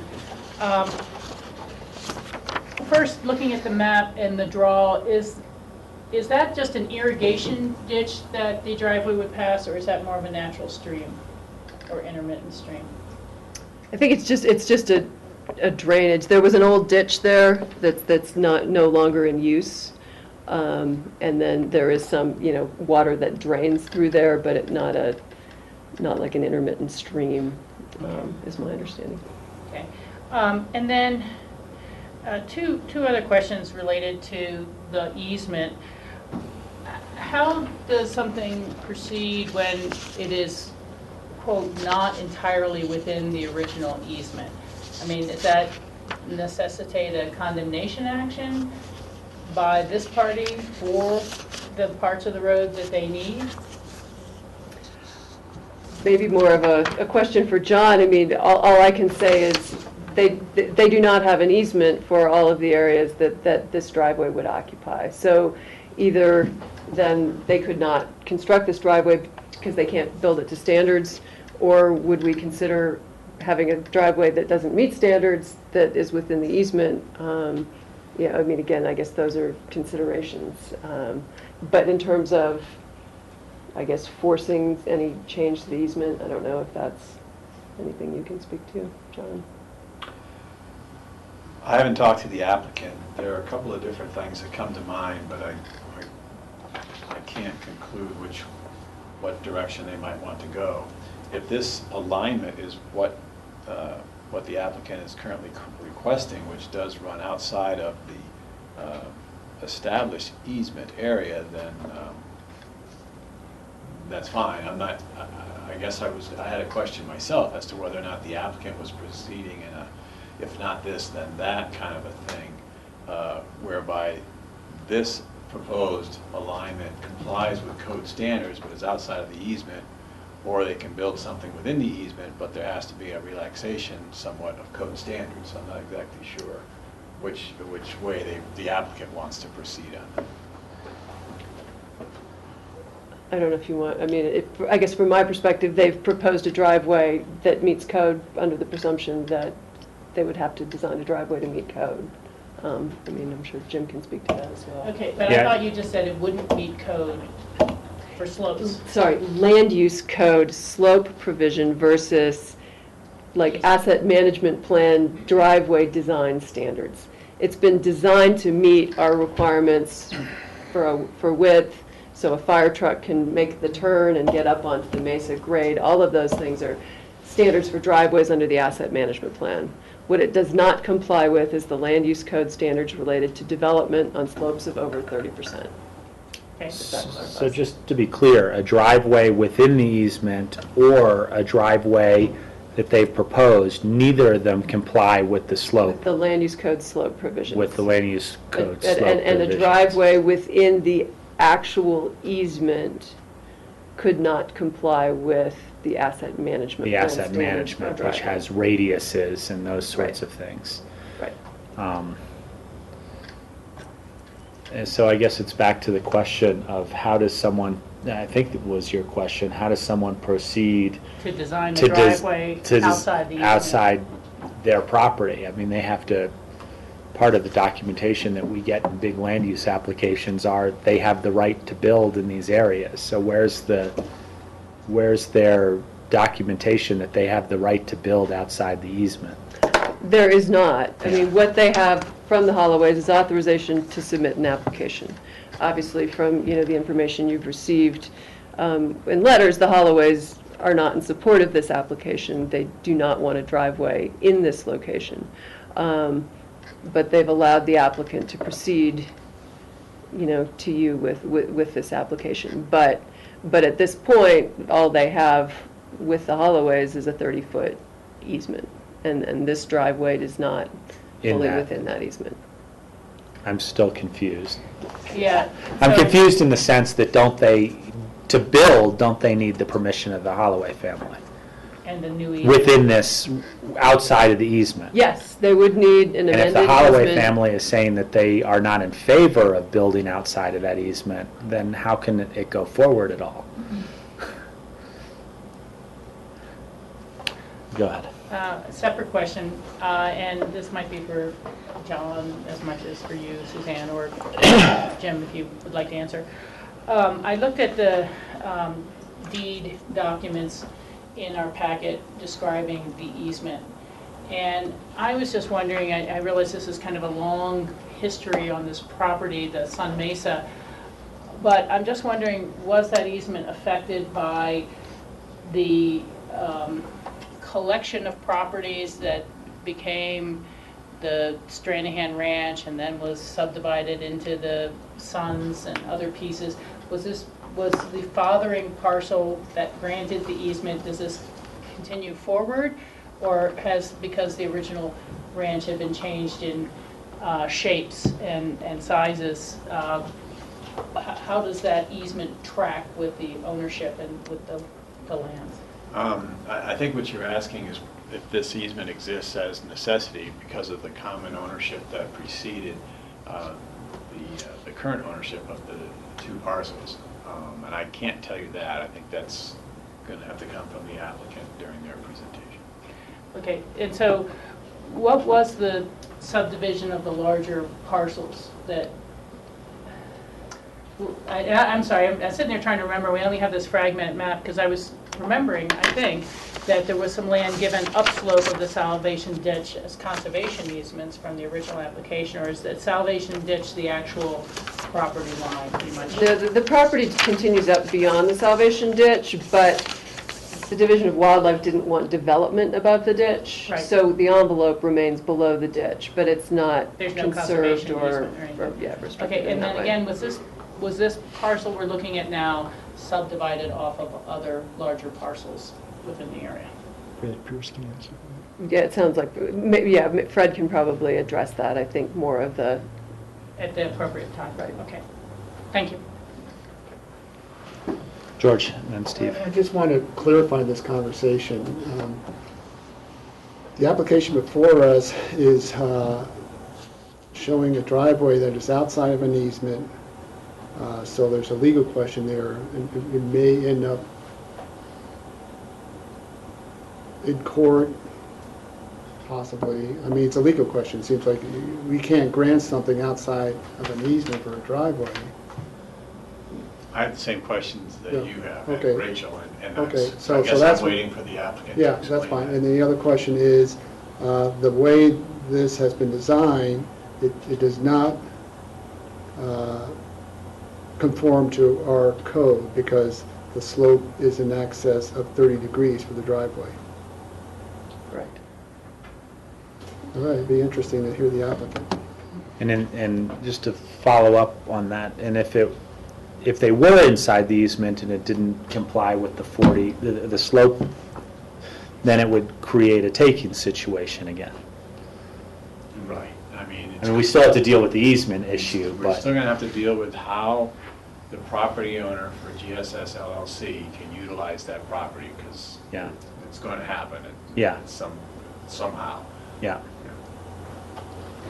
Steve?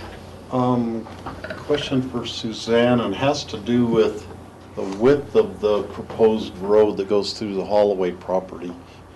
The size of what's drawn there looks like I-70 compared to the Holloway's driveway. Why? Can you Our standards explain? require a 16-foot wide driveway. And how wide is the existing driveway going into the Holloways? I'd have to... Looks narrower. Oh, yes, Why- definitely, but that's current code would require 16 feet in the, it hasn't... Could an exception be made to do like pullouts like on the Harvey driveway on Snowmass Creek where they made wider places where, two fire trucks could pass each other in the wider places? Sometimes there are opportunities to try and, have less width in some areas and more in others. I mean, this, it does look big, but there's a limited area here, and part of the issue too is accommodating that turn, that turning radius. You might be able to make it a little less wide in certain areas, but, it might be slightly less impact. But again, you do still need a pretty, a decent area to make the turning radius that's required. And then to get up to the top, they're having to cut down in order to keep the grade low enough to get up to the mesa. So, that could be looked at, I'm sure, to see if there were areas where it could be reduced. But I'm not sure how different it's going to, would end up looking overall. If the road were made narrower, what would the effect be on the need for the retaining walls? Seems like there would be less need for the retaining walls would be less intrusive, shorter. dimension. Probably. When would that be the case on the originally proposed driveway coming off of Woody Creek Road? That was also going to be required to be a 16-foot one? I'm looking at Jim because I think he'd maybe have a better. Yeah, go ahead, Jim. Answer that question. Jim Curtis, representing the applicant. Anytime the width of the paved driving surface, the road gets narrow, the retaining walls will come down. On the Woody Creek situation, I think you have a maximum retaining situation of 34 feet. That may come down to 28 or something like that. On the potential Holloway driveway or through the driveway, you have a maximum retaining wall of 14 feet. That would probably come down to 10 or 11 feet. Just rough guesses, but yes. If the driveway went from 16 to 14, 12 or something, a little bit yes. narrower. That is correct. Let me ask a logistical question before we get to the applicant's presentation. John, in a takings, or John and Suzanne, in a takings scenario, much like the last time around when the code prohibits building or building a driveway to a building site, through that taking scenario, we're enabled to lessen the code to create access in various things, and that could include narrowing the driveway or allowing the driveway to be built on a steeper slope. Correct. Which is part of what we went through the last time. It doesn't solve the issue of having right to build on the property that you want to build on, but that's what would happen in either of these cases, because both of the cases, whether it's within the easement or outside the easement, they have slopes of over the allowable amount. Correct. And that's basically what the recommendation, staff's recommendation is based on. And just a small clarification, I think when George asked at the beginning of our discussion about where we were in process, the site plan for the driveway was denied, but the takings decision was tabled. It's been delayed. I mean, they submitted. So there hasn't been a takings decision. You have not yet made a takings determination based on that denial. And then it is the step of a denial and then a takings determination that ultimately leads to being able to accept a remediation. Right. If you find that there is a taking, so that would be the first step, then the next step is that remediation. Thank you. Further questions of staff at this time? Jim Curtis, it's your floor. Jim Curtis, representing the applicant. Clearly, we've been here before, so hopefully there's no surprises in that there's no way to get to this property, which is 62 acres, without crossing 30% slopes. So any way you look at it, under the current code, there's going to be a takings hearing. Okay, that's a given, and I think Suzanne would concur with that. I've looked at 8 different ways to get up here since 2011, and there's a takings. Okay. Secondly, I'm basically kind of like a malleable ping pong ball. Depending on which neighbor you talk to, they tell me to go the other way. Go this way, go that way, go this way. In 2011, we submitted an application, and I completely understand it was denied, which is going up the front side of Woody Creek Road. No, that's fine. Going up Woody Creek Road, had huge retaining walls, completely understand why it was denied. At that point in time, the neighbor said, who grew up in the area, said, I believe you have a legal easement to get to the property via the Holloway property. And correctly, Commissioner said, please research that easement and see if you have the right to do that. And the attorneys looked at it, and it's been communicated to me we do have the right to do that. So then I've had ongoing discussions with the Holloways, primarily Roy Holloway. And let me say this up front to all of the Holloway family. I cannot tell you how much I appreciate the respect that they have shown me in these discussions. I know this is a very emotional, heartfelt issue for everybody in this room. I've tried to deal with it in a professional manner. I very much I very much appreciate and respect the interaction with the family, primarily Roy. And I've tried to return that same respect. And, you know, and that will continue, however this plays through. So that's probably the most important thing that needs to be said today. So, the attorneys looked at the 1961, 1965 documents, and it was communicated to me we have a legal right to go up there. At that point in time, I had a meeting on site, and this was maybe a year ago, with Roy Holloway and Mr. Holloway, and fortunately you can see where the old road was from 1961, 1965. The platform is there.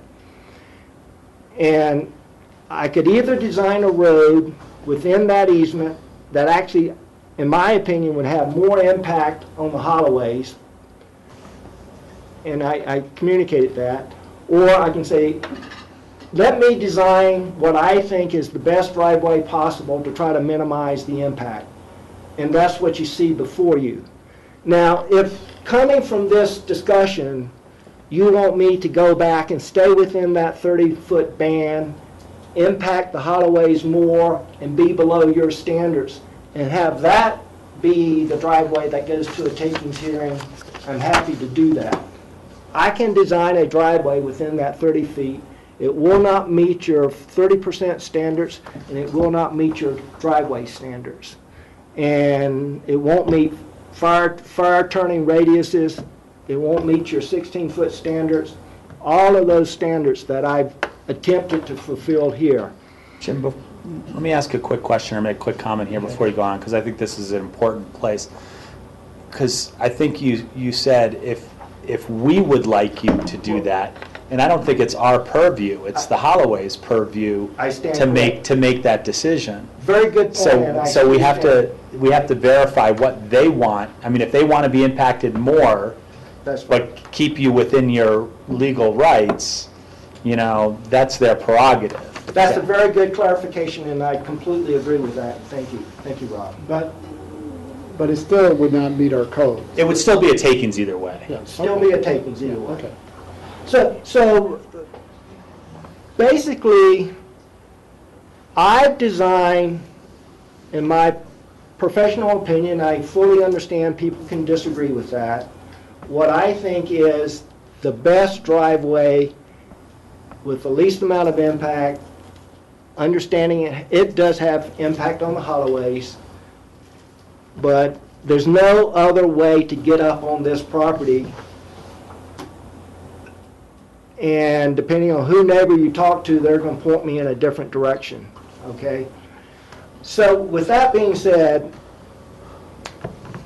I mean, I'm just trying to hit the high points, and Fred can go over the creation of the easements and the history of the subdivision. Fred Pierce, I'm sorry. We're going to end up in a takings hearing. I can go through minute details today, which I think would be a waste of everyone's time. And I think it's most important to hear from the Holloways. And whatever happens on this session today, I will continue to communicate with the Holloways and see if we can find something that mutually works.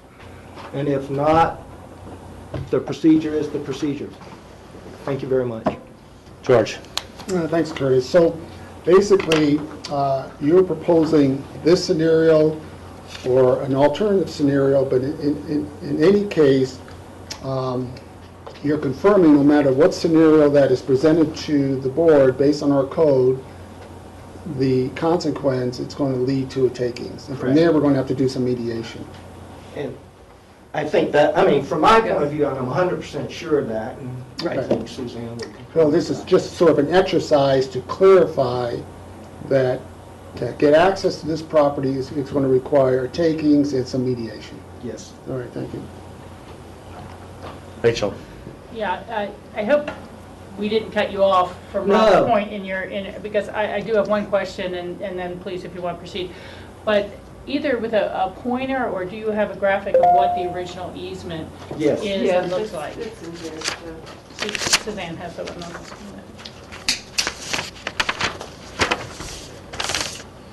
When Suzanne puts that up, excuse me, from a design point of view, I've tried to mimic that original easement as much as possible, but yet comply with county standards. And as Suzanne represented, and I will confirm, at certain locations, we do fall outside of that easement. And the Holloways can say if this is a better or worse design than staying within the easement.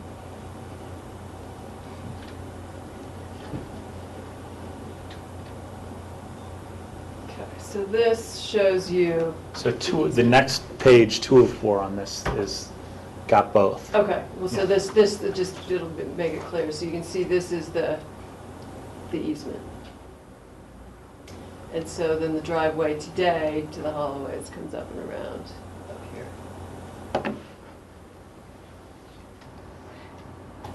Okay, and so where and how much does it vary from the original easement? I guess I'm trying to get a sense of that. Would you like? Again, I've got a drawing. do you think it may read better if you've got the drawing? Yeah, we can just pass it around. Yeah, there's one in our packet that's really good. Jim, maybe if Jim brings the big one up here, we can just,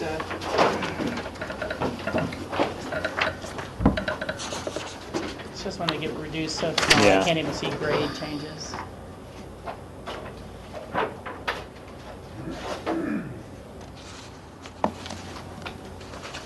And I apologize, I thought, I should have given Suzanne the PDF of this up front. And we do have a copy in our packet. It's just very hard to look at the grade shifts. Should I post it or just lay it on the I think table? maybe if you just want to put it on the table. Yeah, or so you pass it can- around. I'll start with it and we can pass it. Okay, so you're seeing the. Gotcha.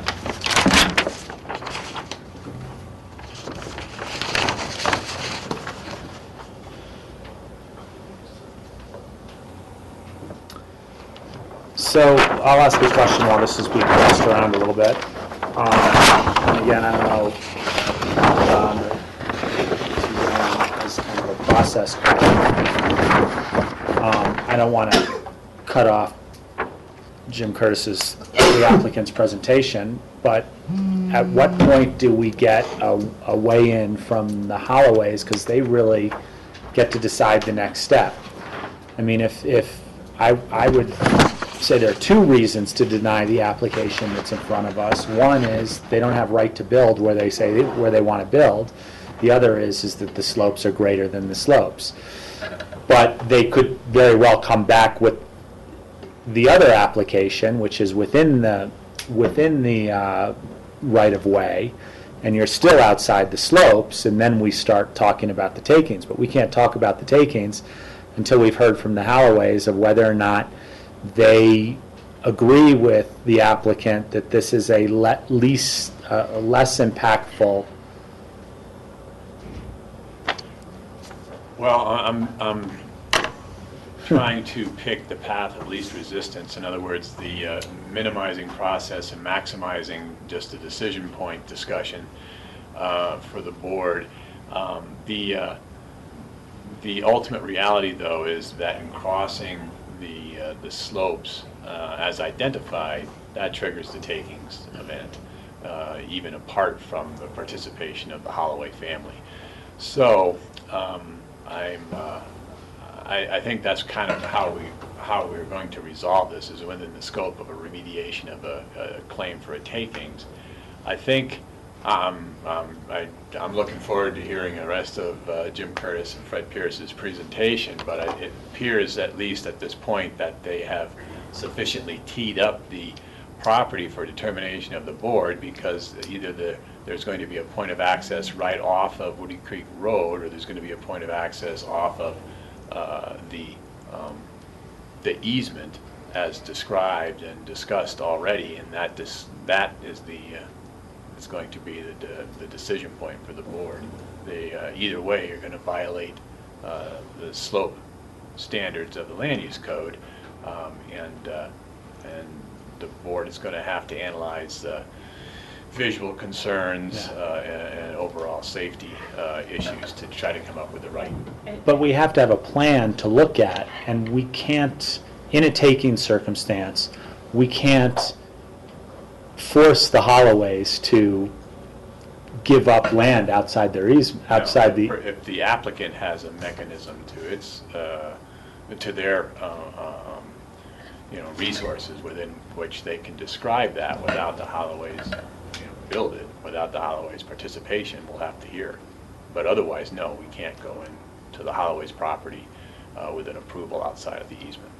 Unless So the there's some question other... would go first to whether or not we would allow it through a takings, and then second to whether or not the Holloways would allow it. Not the other way around, is what you're saying, I think. Yeah, I think so. I think we're on the same page. So That's a lot of wasted time if the Holloways aren't going to allow it. So the next step is what you need to hear from the applicant, and then we need to hear from the Holloways as the property owner where this easement is located. Yeah, I think you may well hear from the Holloways, they'd like to go back to the Woody Creek access. Yeah. Not either or on their property. But they don't have a say if we say we'll allow a mitigation through the easement. That's correct, but that's a Yeah. far So that's that's far further away than we are now. Okay. Steve? And looking at the whole big picture of this, I think the best solution might be to go up the other gully farther up the creek, where we were told because of wildlife we can't do that. And yet we're trying to push a road through the Holloways and right by 3 different houses over there and really imposing on them. Wildlife is really resilient. I saw a calf elk stand up in the middle of Capitol Creek Road, right where it had been born, right in the middle of the county road. The road doesn't necessarily preclude wildlife from being on it, and all the time we see wildlife out on our county roads. A driveway going up the gully that all of you looked at when you did the site visit, I think might be the best solution. It's not going to impose on the Holloways. It would have little, it wouldn't have the impact on the public that the huge cut right off on the face off of Woody Creek Road would be. I don't think it would be that long of a road that the wildlife could still go up it, and I think they would still go up it because it's only a single family home driveway, and perhaps other mitigation things could be done to enhance wildlife things by the applicant if that were the route that was chosen. And at this point, I had said I didn't need a site visit, but I really need to get out there and look at each of the things now, because the fact that it's going through the Holloways still requires crossing too steep of a slope, no matter which way it goes. And you really have to get out on the ground, or I would need to get out on the ground and look at it in person to really be able to come up with a good, my best decision. And just one point to add there, I mean, in addition to the wildlife issue there were definitely concerns about sightlines. When you get into where this gully is, you can see this is where the road takes a turn. It also gets very narrow, if you're familiar with that spot, just past the driveway into the crags. And so a lot of there were definite concerns about the sightlines there and the safety of those accesses. And, right, I mean, obviously, lots of history on, there was, concerns, substantial concerns raised at the time by the Craig family. From Okay. that perspective. So, Jim, do you want to continue with some more information here? I think the first thing before we start discussing alternate plans is making a determination on this plan that does not meet our code. Oh, I mean, my only comment is,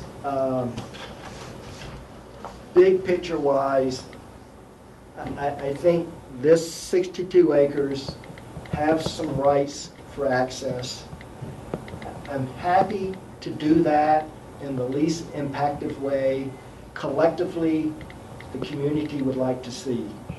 I will design any driveway and try to do the best professional job possible and leave it at that. Just an interesting side comment. Alternative A, which is basically what Steve made reference to, was the original driveway I submitted in early 2011. So I think I've designed 3 driveways in detail, 6 driveways conceptually. Enough said. Thank you very much. You're going to be quite a driveway expert. I'm going to be very good at driveways. I can use your help on that. Unfortunately, for my own demise, what can I say? So then, is that original driveway meet code or not? In terms of, slope? You cannot get to the Mesa. So that didn't meet code anyway, impacting so it still hasn't mitigate. So regardless, okay, just to clarify. Jim, I don't want you to have finished your presentation without hearing from Fred on the easement itself and the legalities and my earlier questions. Yeah, if you want that to be part of your presentation, or if you just want us Sure, to resource it for questions. If I may, Rachel asked very insightful questions like always. So Fred, you want to give a synopsis of your... Very briefly. We're going to need to get you a mic, or if you could pull a chair up, or take Jim's seat for a... Sorry. That's fine. So very simply, the GSS parcel was part of the Barbier parcel. Barbier conveyed that in 1961, I believe, to Claire Sanderson. At the time, he also owned the Holloway property. He reserved to Claire Sanderson in that deed the easement through his property at the time to what he conveyed to Claire, and that's the easement we're talking about. So then he ultimately sold that second parcel to Holloway with the easement in place. And it's not in dispute by the Holloways that this easement exists. No, it's not. Anne Marie McPhee represents. No, we don't dispute that there is an easement. Yeah, okay. Okay, well, in some of the letters that we've received, there's reference to the easement having been only for haying and irrigation and work on the land. Let me address that, because that's a separate, I believe, a separate concept.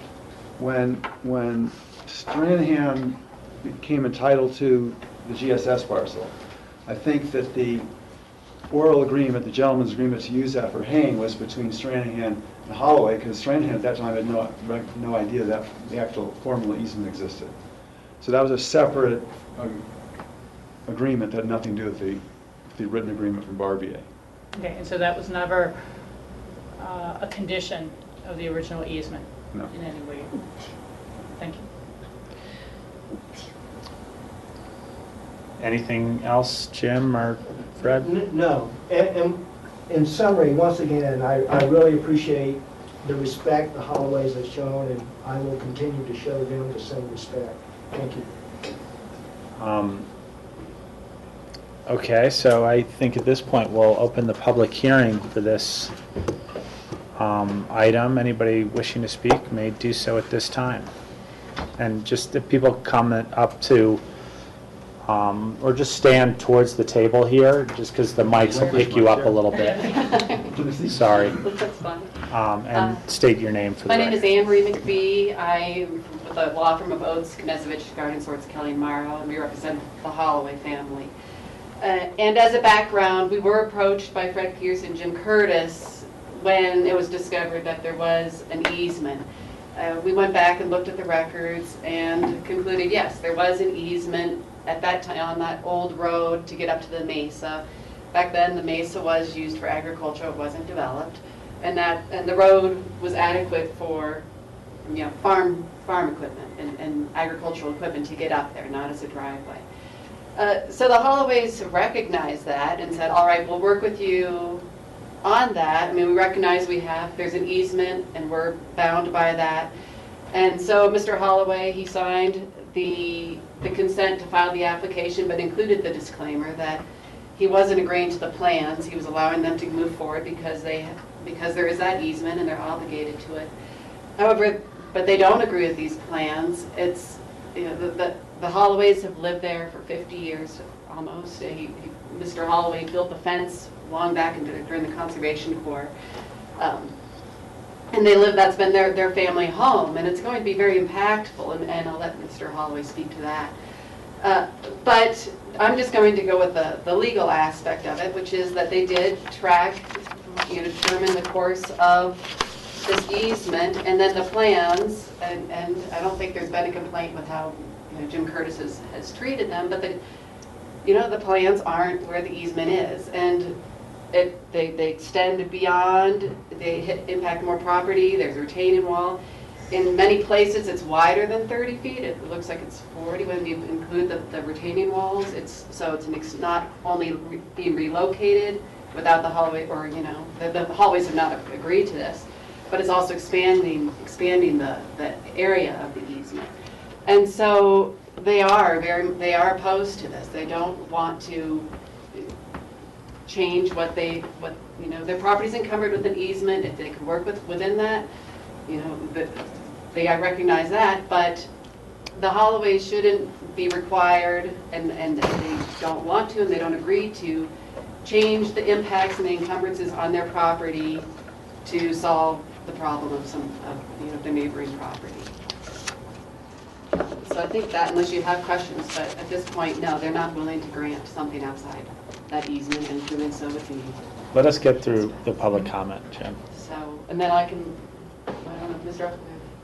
And so anybody else wishing to speak on the public comment, we'll just take individuals throughout the audience. John? Rob, I was wondering if I could ask Anne-Marie a question. Sure. Is there, to your knowledge, any dispute as to the extent of the use that the easement could be put to? I hear agreement on the physical location. Is this there? Location. It's always been used as an agricultural use, a very limited use. This would certainly increase the usage of it. Now it's residential. It was not written into the easement. There's nothing there, but arguably this is an expansion beyond an intermittent agricultural use to a steady flow of construction traffic, residential traffic. Well, I guess that's the point of my question, is there would be an expansion of the historical use of the easement since the original establishment of that easement. Is there a dispute that you're aware of that such an expansion can occur? There might be a dispute there, but if it push came to shove, that if it's an access easement, it depends on how much usage there is of it, and if this gets to the point where it is moved to new usage beyond an agricultural, I mean, the documents aren't going to give us much guidance on that. It's going to be, then you're going to study in case law testimony on what the historic usage was, and does this rise to a new type of use. It's an access easement, but at what point are you changing the use from an agricultural access to residential? Thanks. John, if I could just weigh in for a second on that one. Yeah, Fred, go ahead. It's an access easement. It was a conveyance of the property. There's nothing in any document anywhere that says the conveyance is limited to agricultural use. I think it's a bit of a stretch. We're not talking about an implied easement or prescriptive easement. We're talking about a granted easement in conjunction with a sale. So I would suspect that anyone would say that the use would be limited to whatever the code allows. So back to our public comment, sir. If I may, Roy Holloway, I'm speaking on behalf of my parents and my family who are present here. 1959, I worked for Al Barbier with my older brother, Charlie, and we were required to access the upper mesa, the Sun Mesa, with the tractor and with a hay rake. And the hay rake, using the old road that we were trying, that is referred to as far as the easement, the wheels on the hay rake would go up the side of the bank. That's how narrow that road was, and how narrow the turning radius to that property is. And we were charged with irrigating and haying that particular mesa, as well as the one on the Hunter Thompson property, which was the Barbier found home site.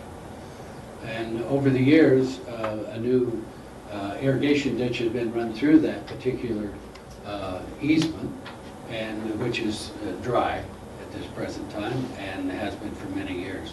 Consequently, when Jim came out to look at the turning radius of the original old road as prescribed in the deed, that turning radius comes very near my parents' newest well, and consequently, as we talked, we wanted to stay away from that well.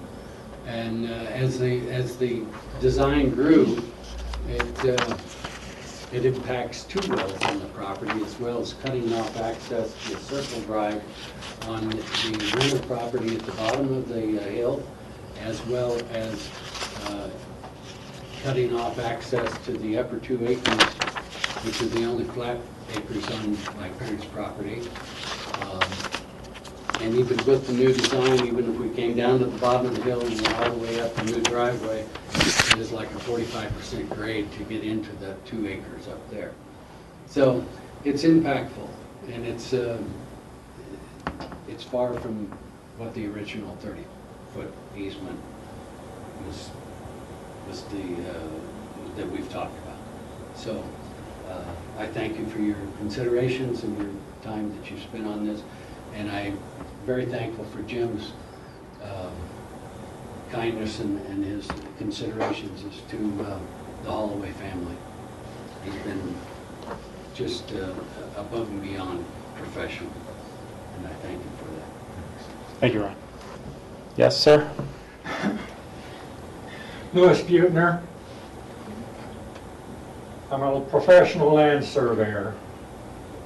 From what I have heard today here, which is the only thing I know about this property, access to the property was developed at the time the property was created. That was what, 1961? That was before Pitkin County zoning regulations and land use. Rachel, you asked about methods of creating easements. Would you believe I just finished reading a textbook on easements? Legal. 4,160 ways to create an easement. That is a lot, and that does not take in consideration of Pitkin County. That's all I have to say. Thank you, sir. Anybody else wishing to make public comment? Yeah. Bob Holloway. I'm not going to go over much of stuff my brother just said, but I want to thank you for your time and whatever Fred has to say about our days in high school. I just want to say that my parents have been on this land, as Anne Marie said, for approximately 50 years. Mom and Dad own this property now. It's their home. The last thing we want for them is to have to endure a significant impact on their daily life and their property. Correct me if I'm wrong, I don't know real estate terminology, legal terminology, but I continue to hear you talk about takings and remediation. And from what I can gather, a taking or a remediation is an altering of your code. Is that correct? The mediation is. The Mediation. takings. Remediation. Remediation. The takings refers to denial of an application based on it not being able to meet our code. Okay. Which means that we've taken the value from the land because the land is undevelopable based on our code. I see. That's where takings comes from. Excuse me. Commissioner Child, what he said earlier, I would encourage the county commissioners to look at that original application, which is completely within the property envelope of GSS, and would appear to me to be the least impactful on all parties. There's a lot of game that runs up and down that hillside. I've chased my fair share of it. There's a waterway down below the road, Woody Creek, of course. Game's going to come up and down that hillside all the time. There are things that can be done that can minimize the impact to wildlife. And I would encourage you to take a look at that. Minimize the impact on the wildlife, give access to the property within the property envelope, and not impact my parents. Thank you. Thank you. Anybody else wishing to make public comment at this time? Yes. My name is Margaret Reckling, and I am the present owner of the property that includes the driveway below the draw that he was just referring to. And it was my attorney, Ron Basil, that first determined historic use for the access through the Holloway property. I just wanted to reiterate the heavy wildlife that travels through that draw, and also the dangerous corner that is right there where that draw is. It's a blind corner, and I think the problem I see would lie with that dangerous curve there. There would be no visibility to traffic coming either down valley or up valley. So it'd be something that might be a site visit to determine all that. And I agree, I'd hate to see the Holloways be disturbed as well. Thank you.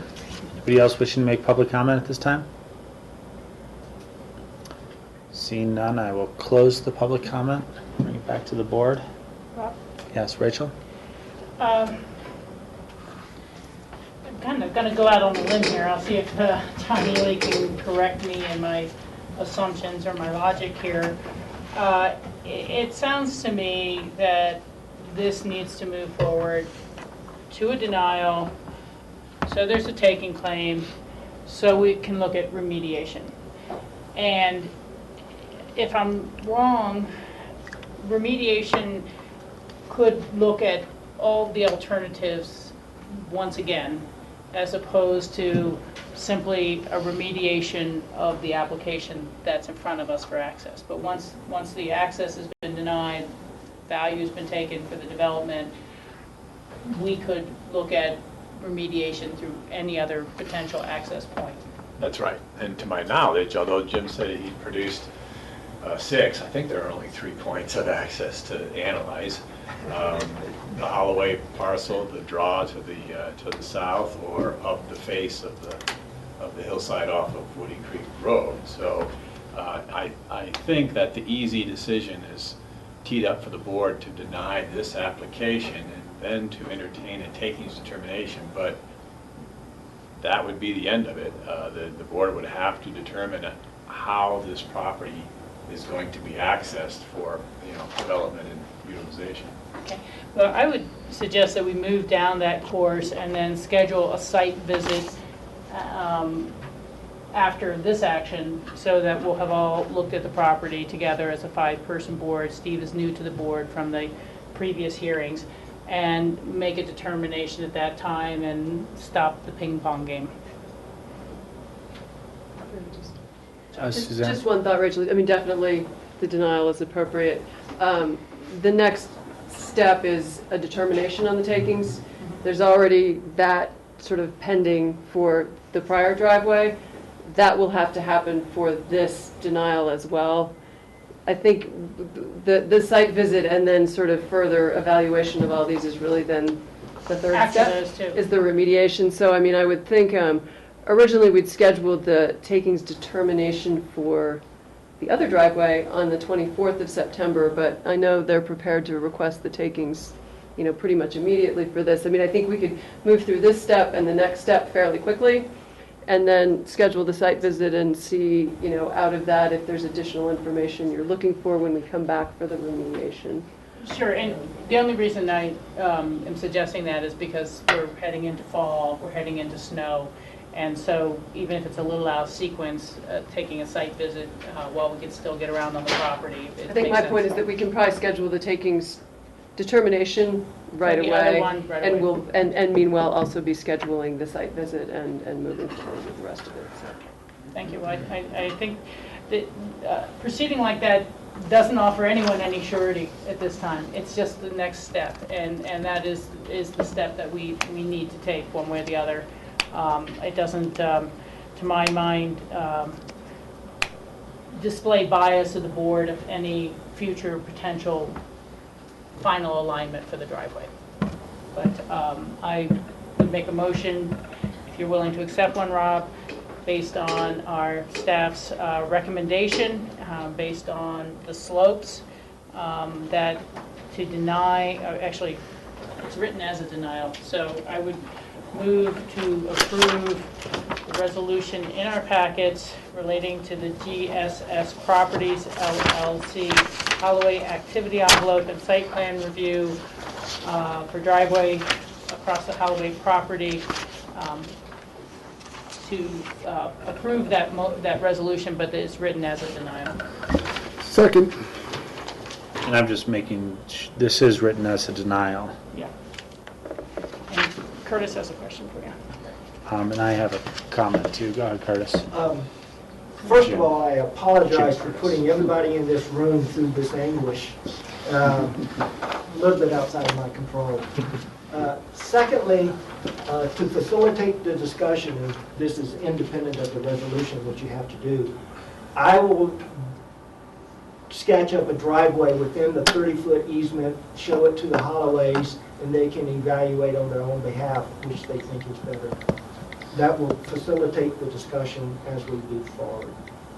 Thank you. And that was kind of my comment, that I think that there is a fourth that we haven't seen yet, which is a driveway design within that that easement, which, if that's all the Holloways will agree to, that might push one option over another option too for them.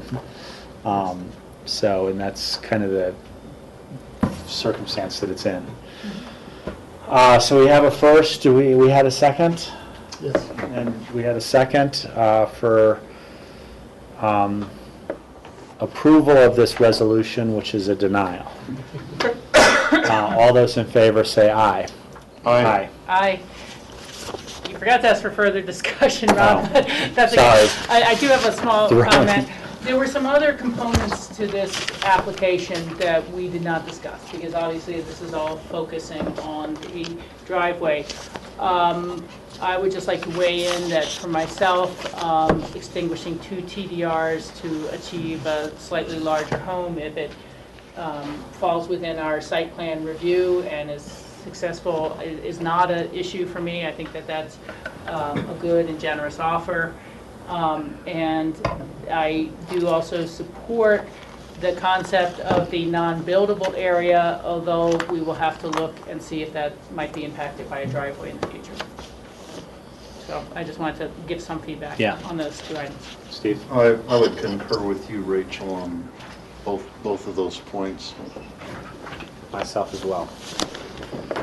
Thank you very much. Thank you, everybody, the Holloway family. Thank you for your patience with this and the process that we go through here. 5 minutes? Yeah, let's take just a 5-minute restroom break, and then we've got the Han objection hearing. Jim, don't forget to smell. Jim, you have jaw security.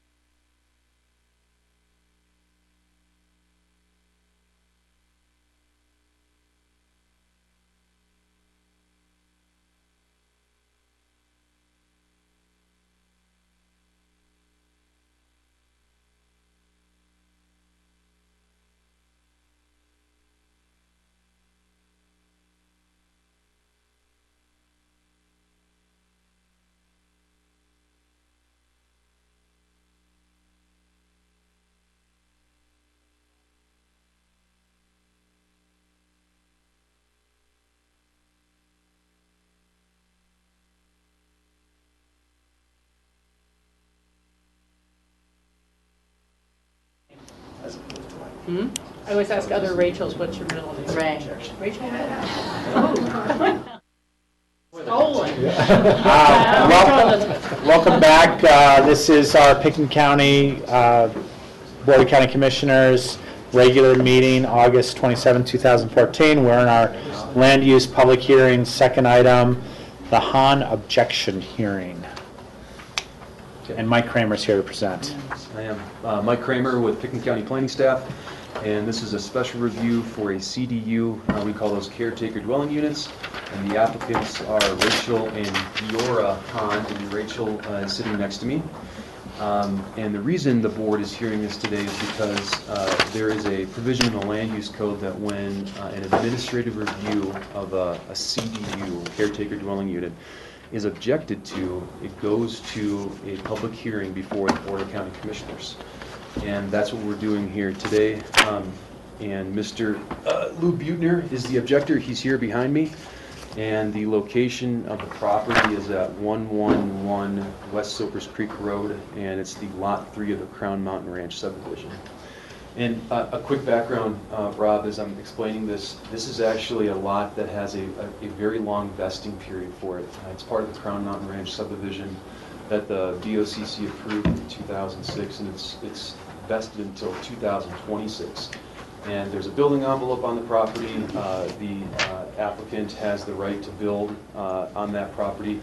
But what they didn't get approval for was a special review for a CDU. So Rachel and Giora applied for that CDU with us. And in that public notice period, we received the objection, and we've attached it to the board packet for your review.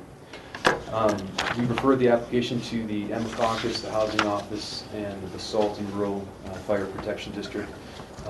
We have standard conditions that apply to all CDUs. Namely, some of the big ones are that it can't exceed 1,000 square feet of net livable area. Rachel and Giora have requested this be a detached CDU. It's going to be located closer to West Silvers Creek Road. Doesn't violate any setbacks. It's going to be part of a detached barn. The barn will be the first level, and the CDU will be on top of that. And we have all those conditions that normally would apply to a CDU drafted up in a board resolution for your review. And just quickly, Mr. Butner's objection letter is attached to the planning staff's memo. It's attachment A. And he goes through a lot of different details about the Crown Mountain Ranch plat and the subdivision that get into some pretty technical survey details. We can only talk to, the staff can only talk to the land use code and what we require. I'll add one thing that Lou brought up in his letter. He did talk about the legality and the ability to have a water right for that additional dwelling.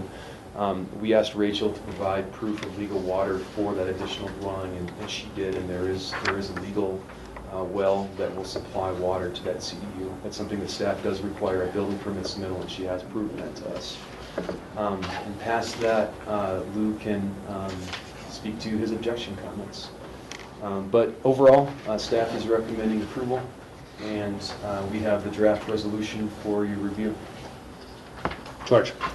So the CDU, that 1,000 feet or up to that 1,000 feet, that goes against the total allowable square footage for the home? That's correct. Yeah. Other questions of staff this time? Steve? Is 5750 the allowed square footage on that lot? That's the growth management exemption for that lot, yes. Okay. Other questions? Rachel, did you want to add to the presentation at this point? I don't think so. I don't understand a lot of what he's saying in there. You know, we just want to build our dream home. So we'll open the public comment at this time. Anybody like to speak? Lou? And just again, Lou, state your name for the record, for the cameras. Set still. What's that? Set still. Okay. What I have, so you can follow a little, I made up a little folder here for you. You don't get one. Make sure the clerk gets one to the board.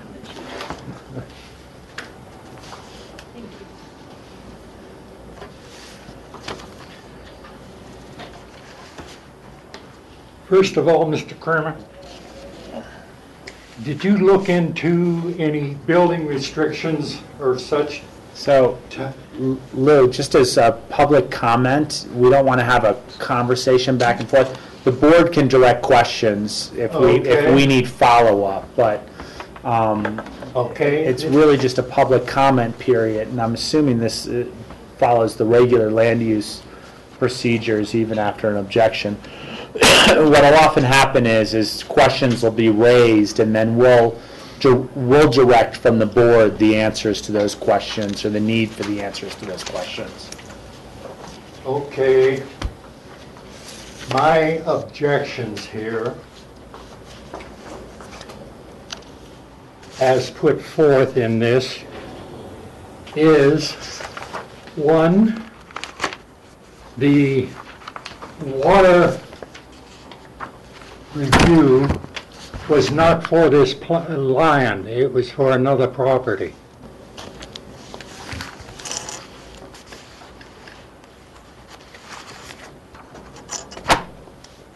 The review publication for this application was not for the Hahn property, it was for another property. It was for a 35-acre parcel, not an 8-acre parcel. The water review was for a 35-acre parcel, not an 8-acre parcel. The property, as I see it, the subdivision plat is inadequate, and there is about 18 items of state regulations that are not met by the subdivision regulations. The biggest problem with that subdivision, which is clouding all their titles for all 6 parcels, is the Cypress Creek Road. It is made part of lots 1, 2, 4, and 5. My interpretation of the deed of 1897 is the roadway was deeded to the county. It cannot be included in the lots because it's county property.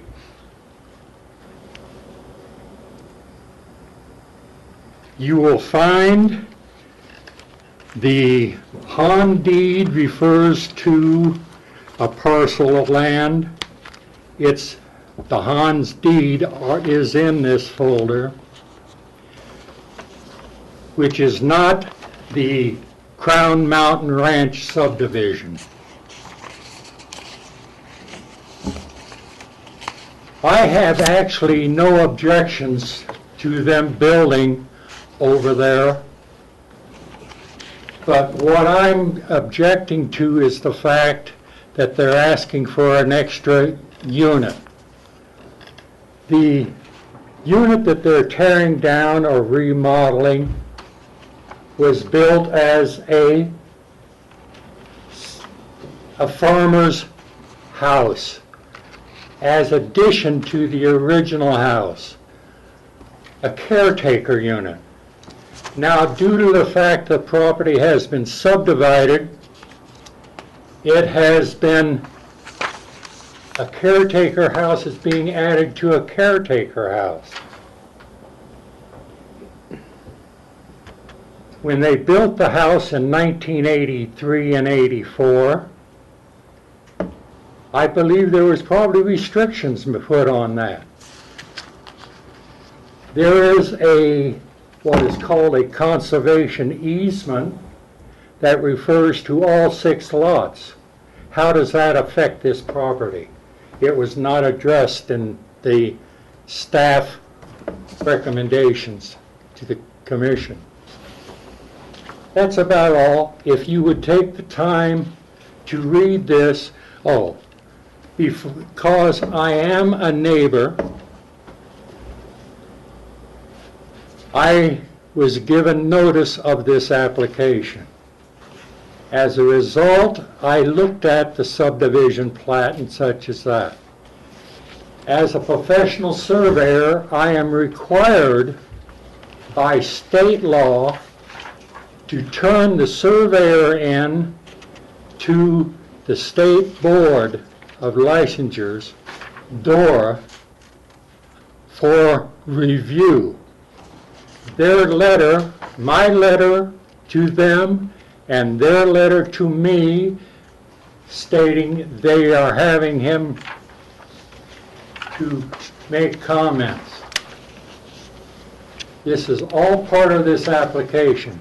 I don't want to tie up Hans' building. It's already too late. They're going to be getting into snow. But these things need to be addressed. My primary objection is your staff, namely the Pickens County employees, do not recognize existing covenants and restrictions on property. The Nystrom property, which is across the road, West Cypress Creek Road, which is not adjudicated. It has never been, it could not be, it hasn't been dedicated. Shippey in 1897 dedicated the road for West Cypress Creek Road. He didn't own it. He couldn't dedicate it. And it has never been adjudicated. I know, the road's on my property. We have the conservation easement. We have restrictions on the house. Those, as far as I know, have not been addressed. The Nystrom development, which goes way back, put building restrictions stating that the development has to be on a minimum of 1.5 acres. That's 40-some properties there. I'm winding it up. I want to go home too. So you can ask your questions or whatever.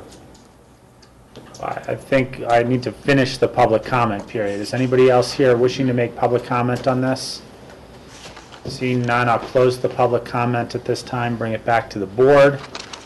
And I guess the one question is, Mike, have you looked into some of these things? I can answer, I think, 2 of them. We have, I guess the first about the conservation easement. I don't have that in front of me, but what I do have is the recorded Crown Mountain Ranch subdivision plat that we approved in 2006, we as in the Board of County Commissioners of the county. And the proposed barn and CDU is located within the platted building envelope for this lot, for lot 3 of Crown Mountain Ranch. So that indicates to me that this is the approved building envelope and building site at Crown Mountain Ranch. I hope that helps on one front. Another front is that I have from Rachel, the Colorado Division of Water Resources, that speaks to the well on the property. And it is, appears to, from the comments here from the state, have the right to 3 single-family residences and some other ancillary watering rights to it. So that's what we have here.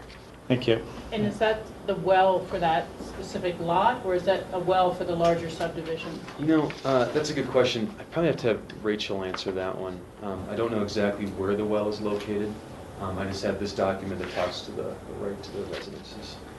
George, do you want to weigh in? Well, I guess I just want to ask our attorney whether, I mean, we've just gotten this, so I don't know if you've had time to look through some of the issues. But the Crown Mountain subdivision, there's 6 separate lots, and each lot has its own water rights. So,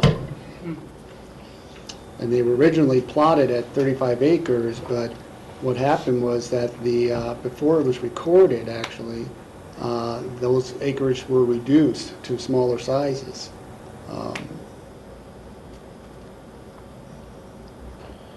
They were reduced after getting water rights, allowable water rights in use for irrigation for domestic use, because I live right next door to Crown Mountain, and I had these same issues with the water court, trying to determine how the wells were issued based on 35 acres, but now the lots are smaller because it's just the way the process went. So without our attorney saying that this is correct or not correct, I sort of have to rely on our attorney saying, you know, is what Lou is saying correct or not correct? So.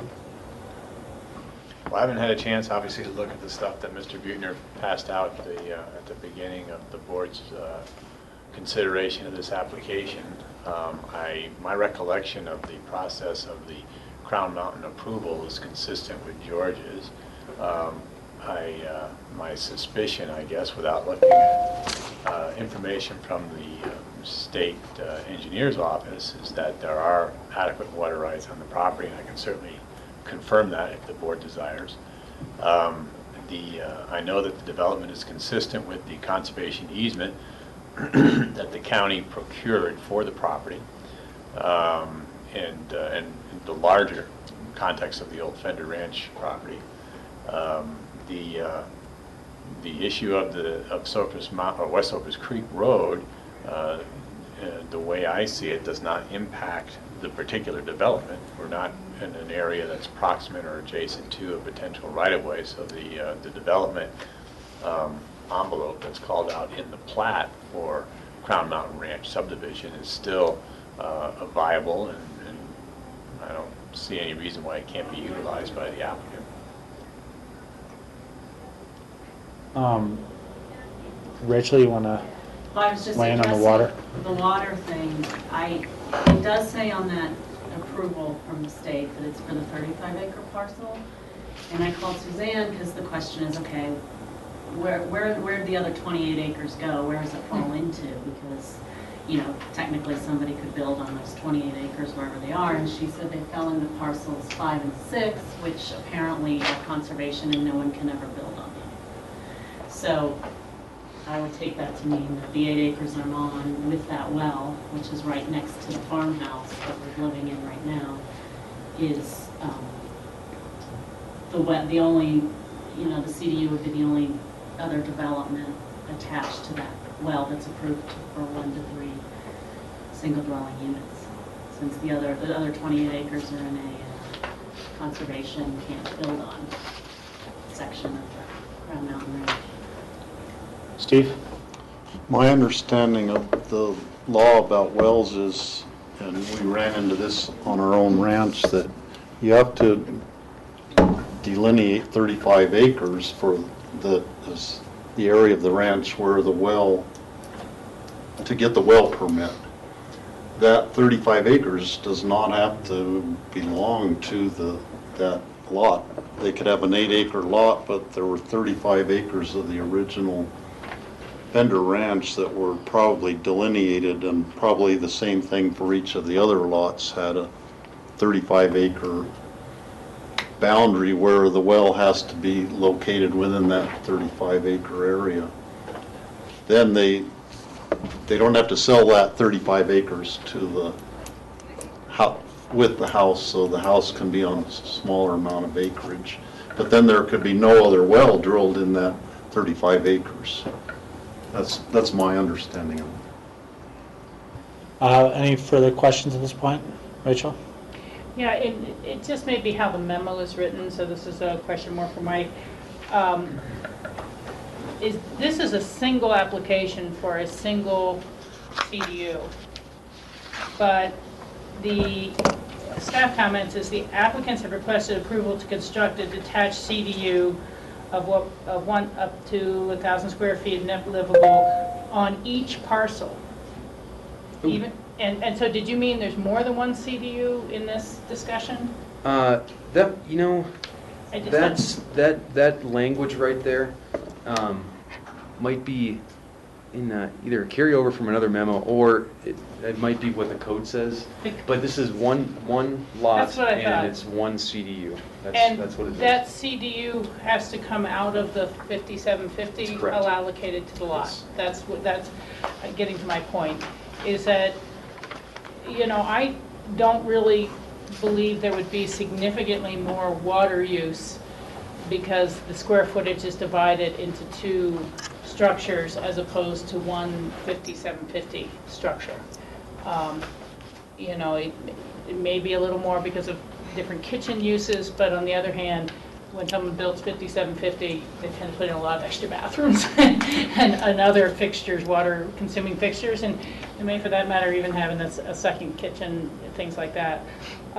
So I'm not really seeing the negative impact, and you know, I think I really want to depend on our attorney's advice from this. Do you think there are issues raised that are more about the lot lines and the sizes and the survey that would prevent us from moving forward today? Or is it your advice that we table this, give you time to review these and respond to all the objections? And I think there may be issues that implicate the performance or the production of the existing survey and how that work was conducted, but I don't think that those issues would prohibit the board from entertaining the application that's before it. Okay, that's what I was wondering. Further questions, comments, motion? Steve? This would be a question for Rachel. It talked about that the house, the Fender house, was going to be removed and moved over by the original farmhouse where Willie Fender used to live. And has that been done, like the Bill Fender's house removed? We're living in the Fender house right now, so it hasn't been removed over to the other. Steve, that was contemplated when they originally divided it up. That was sort of left as an option. Somebody wanted to pick it up and move it over there to use as, you know, their accessory unit over there. It wasn't a requirement. So, you know, I think that's gone away now that the different lots have sold. So that's not Okay, so you have. That was, I think, was asked for at the time as a possibility, as opposed to something that had to happen. Okay.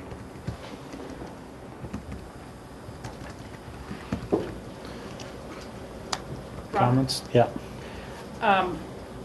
I would like to move this forward, and I'm going to make a motion to approve the Han special review for a caretaker dwelling unit, subject to the conditions 1 through 5 in the CDU section, and the other two components, or other three bullet points on page 2, related to the APCHA recommendations.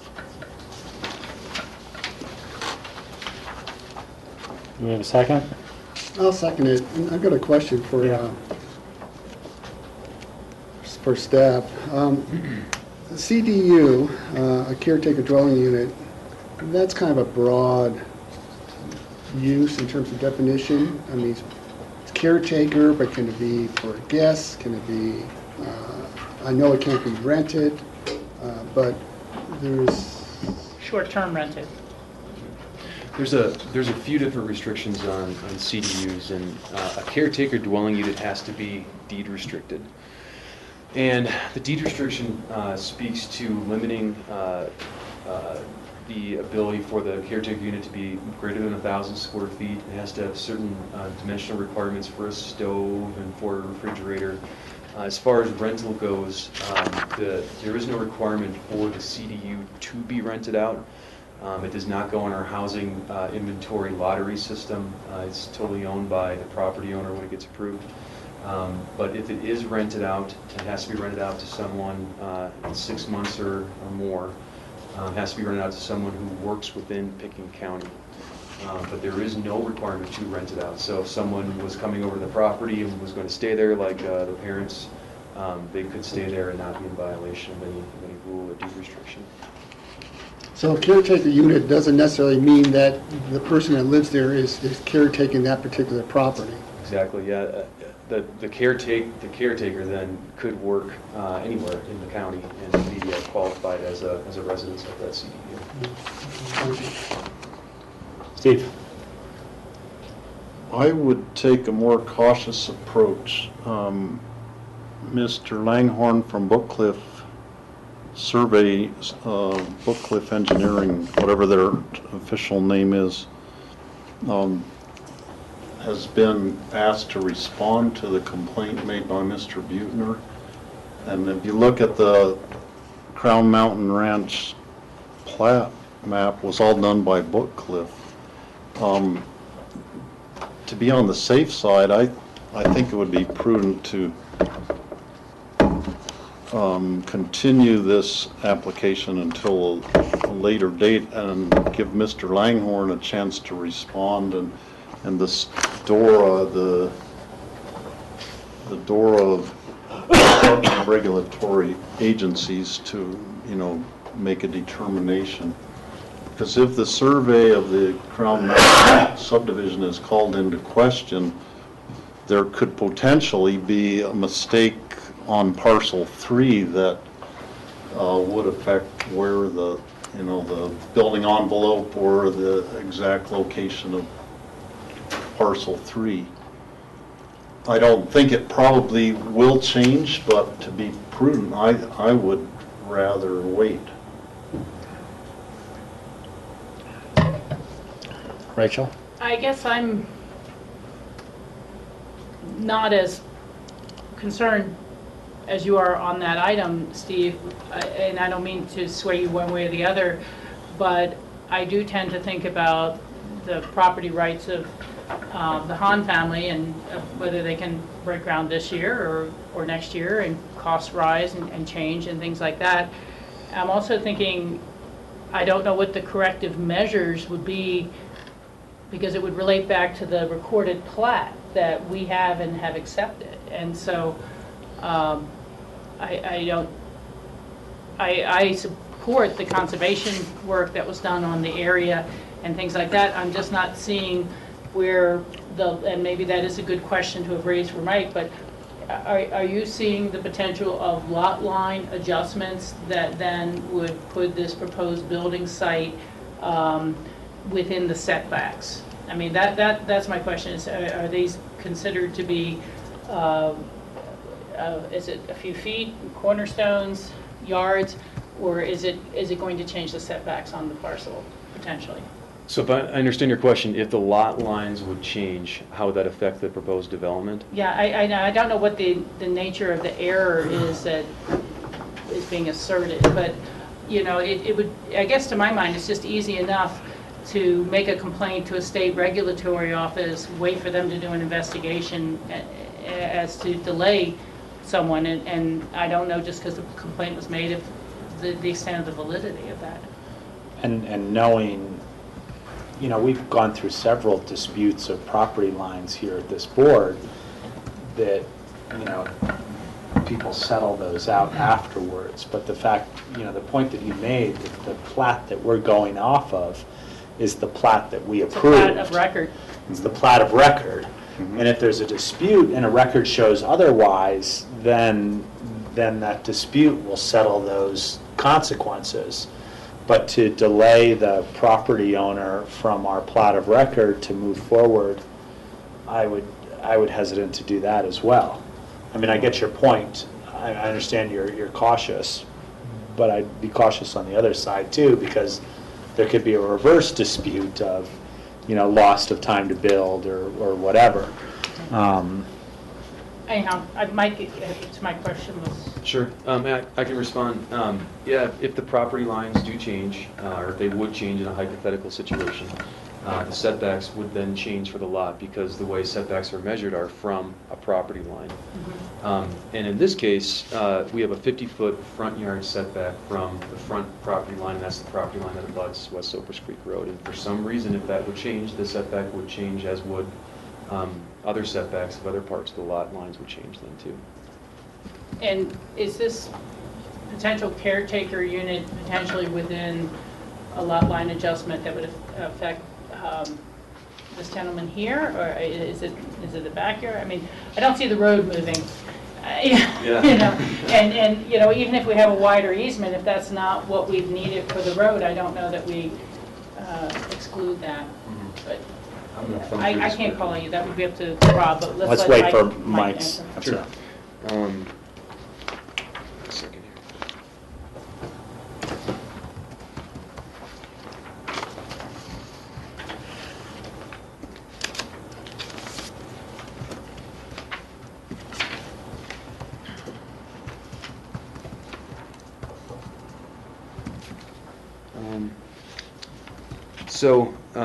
This is not a site plan review. This is only a request for the CDU, so we don't have a full site plan. But Rachel and Eura did draw in where the barn and the CDU would go, and it's within our limits for the setbacks. They're not in violation of any means, but they are close to the front yard setback within the building envelope. So the detached barn and CDU is located closer to West Silver Creek Road.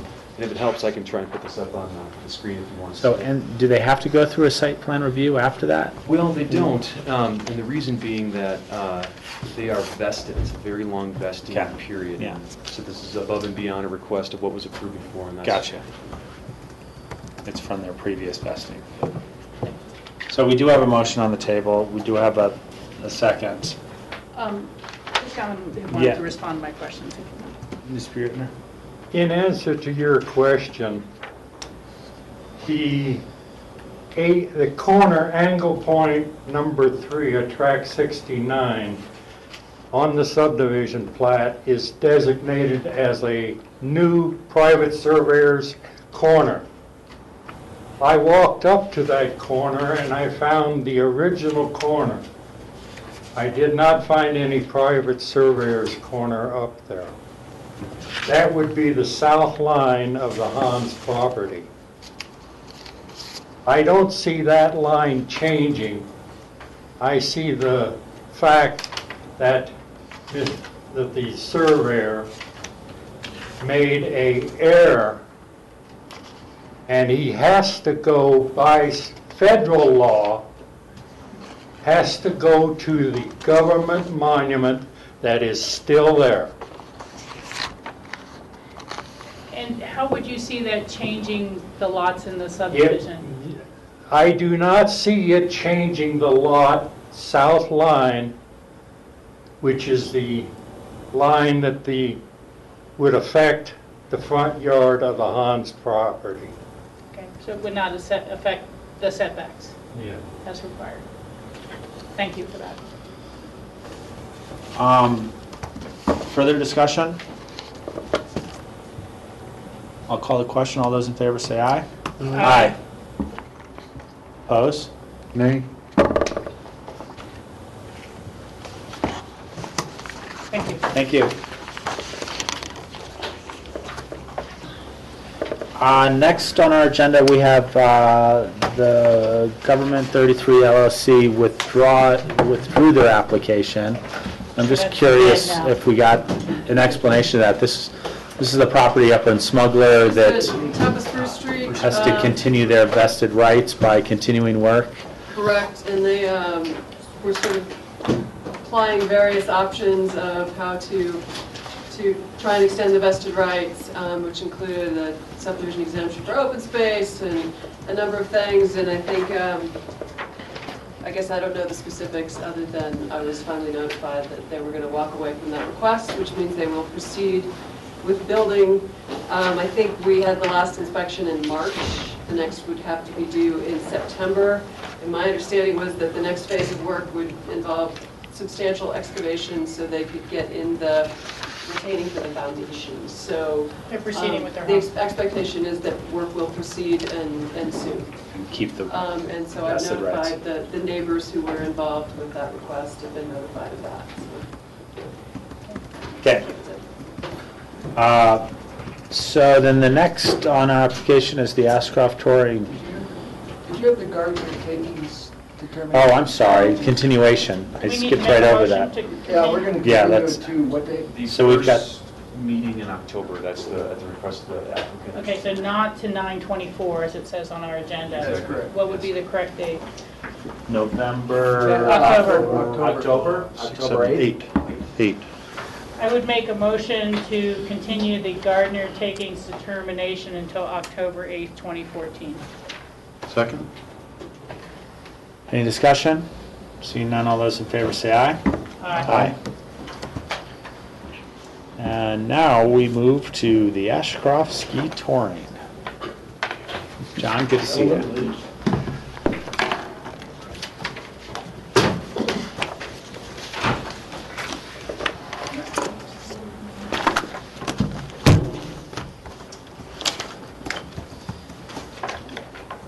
Suzanne Wolf, take us away. Okay. So John's here today asking to amend his affordable housing mitigation requirements for the ski touring area to eliminate the 3-bedroom unit that was going to be built up near the cookhouse and instead to pay the applicable housing impact fee. We had some conversations about this last December when John was in front of you just for sort of an update on where things stood in terms of moving forward with the development up there. He is currently under a December 31st deadline for completion of the 3-bedroom unit that we're discussing and 2 1-bedroom units adjacent to the King Cabin. As this memo was coming out, John did submit the permits for those 2 1-bedroom units by the King Cabin, as well as the permit for the new King Cabin. This spring, the King Cabin permit was just issued last week, and that is moving forward. We have not been able to issue the permits for the 2 1-bedroom units pending demonstration of a legal water supply. That's something John is working with the Forest Service on, as well as the state.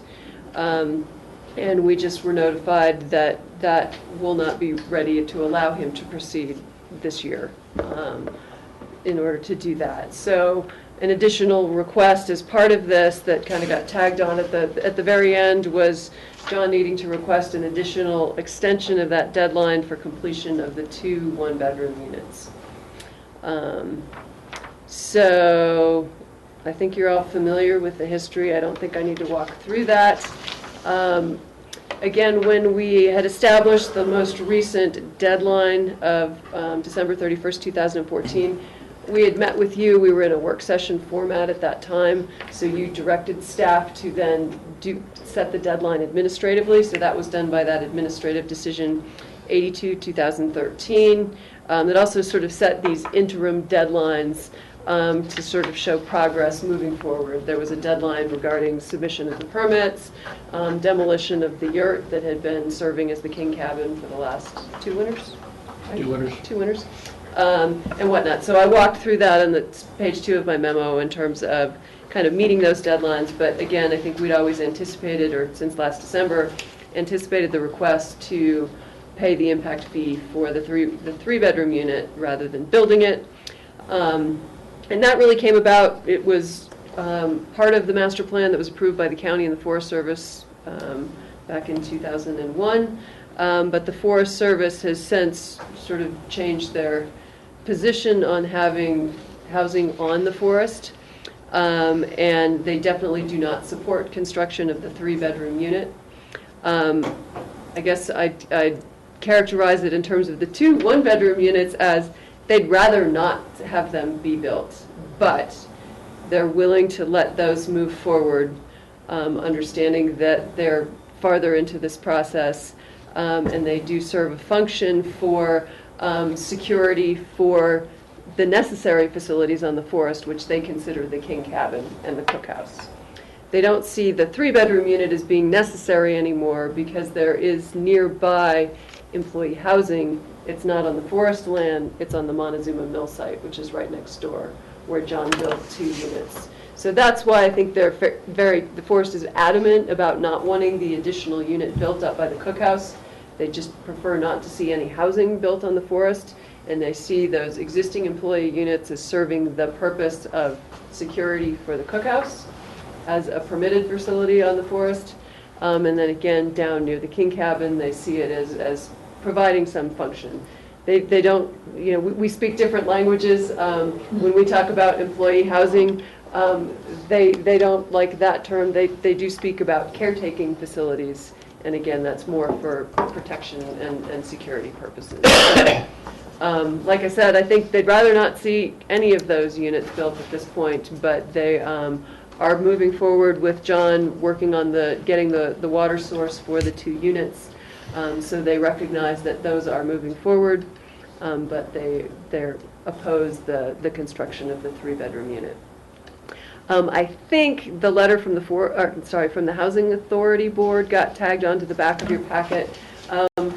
I was waiting to get those comments, and they came in after my memo was completed, but before they put the whole packet out, so Charlotte was able to add that onto the back. They are not in support of the request just to pay the impact fee.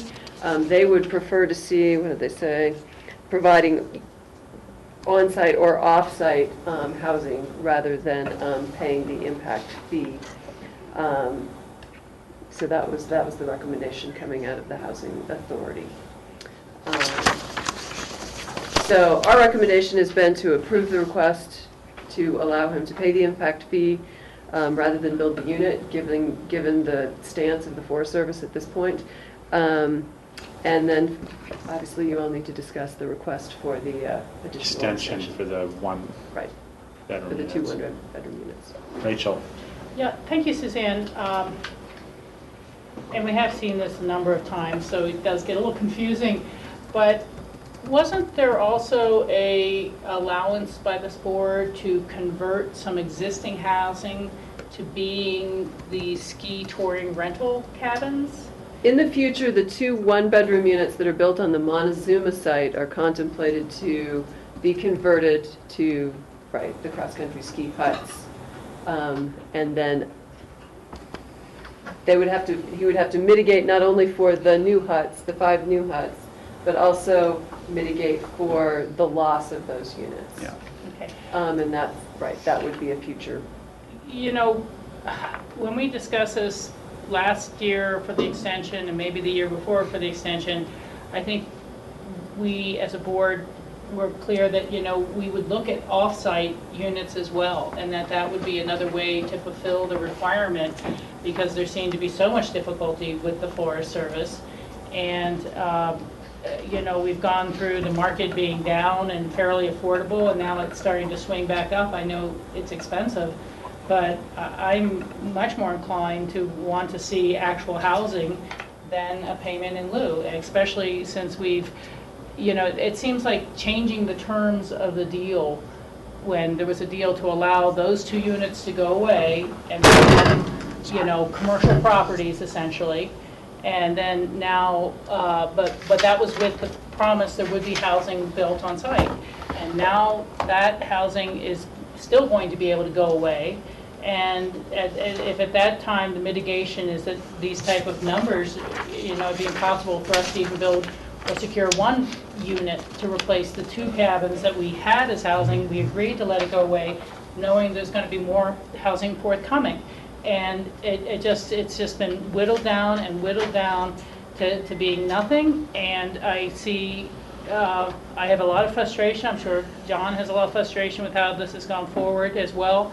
But there's been basically a denial of housing to serve the community since the new cookhouse was built, and these requirements have just not been met, and we have just kicked the can down the road. Yes, it'll happen next year. Yes, it'll happen next year, and it just never has. And so, I'm more about wanting to uphold the housing office's recommendation. Rachel, can I ask just a little clarification? Because it sounds to me like you're talking about 2 different things. One, the 3 FTDs that need to be mitigated somehow, and 2, the the 2 one-bedroom units that need to be built. They were supposed to be built by this December, by the end of this year.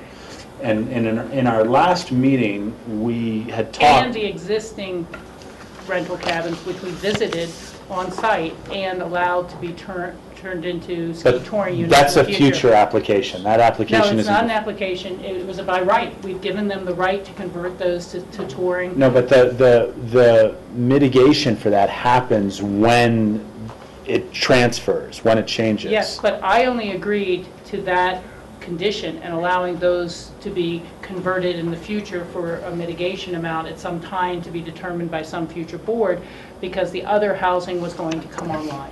I'm just saying, I see it as part of a package deal, and I just see one thread after another being pulled back out of that.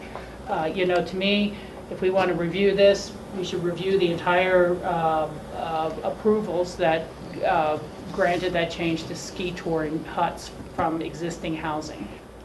I mean, that's just my point of view, but I see it as one package, and one thread after another keeps coming back out. It is coming nowhere close to mitigating the affordable housing needs. George? I can vaguely remember our conversation last year when we talked about the FTEs, and I remember at least my comments were that I suggested to John at that time to look at a variety of options, and one was to build on site, the other was to build off site, and the other option was to buy down, to do a payment in lieu as well. That was another option. And I didn't hear any objection from the board. We just sort of threw out, these are the ideas, the options. I'll just throw them in your lap, John. You come back and let us know what you're most comfortable with. At that time, John had said that he had a potential buyer online, and things may be moving ahead. So at that time, I thought perhaps a payment in lieu would be make more sense at that time because of perhaps an ongoing real estate sale. But I just remember I threw that idea out for the different options, and I didn't hear any objections. I wouldn't, because this has been going on for so many years, I wouldn't mind having a review of the total packet, and just so we understand what was originally granted, what has been extended, and what's currently happening, because each year, of course, it changes, and not to John's fault, because you're dealing with the Forest Service. Now we have a water issue that we have to wait to see the Forest Service and the state weigh in on.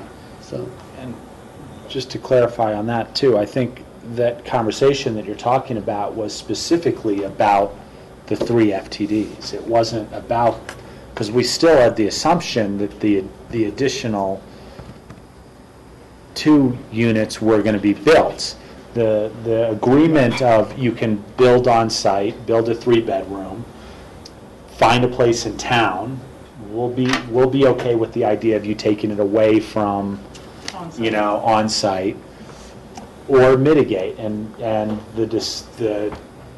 that was the decision for the 3 FTDs, and we did separate these things at that time, which is why I was clarifying with you.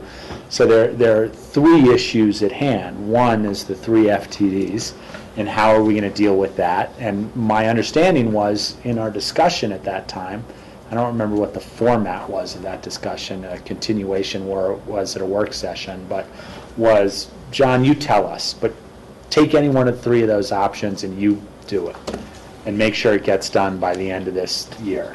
And then the extension was given for the 2 single units to be built on site, because those look like they were moving forward. Obviously, we see the water issue things in our memo.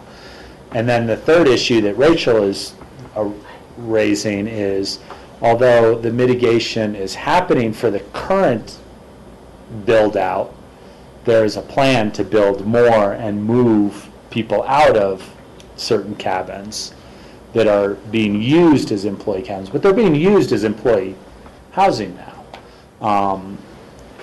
So there, and I think we can tackle it as diving back into everything and coming up with a whole new plan that works for everybody, or we can tackle it by looking at each one of those things individually and saying, this is the solution for this, you know, and this is the solution for this, and this is the solution for this. After, you know, I've only been on the board for 3.5 years. This has been going on longer than that. But after 3.5 years, that's the way I would like to tackle it. Doing the whole package? No, not taking the whole package, individually. individually. I think if he wants to pay in lieu for these 3 FTDs, and then we have to address what the consequences are for not building those 2 units. I would make a suggestion such as he needs to pay a lose-it Lewin fee for whatever the cost is to buy down something from free market to employee housing until it gets built. You know, if we gave him an extension till the end of the year to build 2 single units up there, and we were pretty firm on that end of the year thing. You know, let's say a free market unit is $1,500, and that same unit under the employee housing would be $800. He pays the difference of that until he gets them built. He basically creates an employee housing unit in town until they get built up there. That would be my proposal. But you're putting the onerous on the applicant who is being constricted by the U.S. Forest Service. And again, you're right, that's another issue, that if some of this is not due to him, then we relax that. But this has been going on for a long time. Right, but we're dealing with a federal bureaucracy. Yeah. I mean, I'm not sure why we're punishing the applicant, because as long as the applicant is showing he's in good faith that he's working towards getting this done, but he's being stalled by bureaucracy, I'm not sure why. George, I completely agree with your logic. I'm throwing out a range of options for, you know, from extending it for another year, or having some penalty for the fact that it hadn't gotten done in the year, and what that penalty is. Right, no, I understand what you're saying. So there's a range of options. I understand what you're saying, but we should penalize the Forest Service, basically. You know, I just see it a little differently.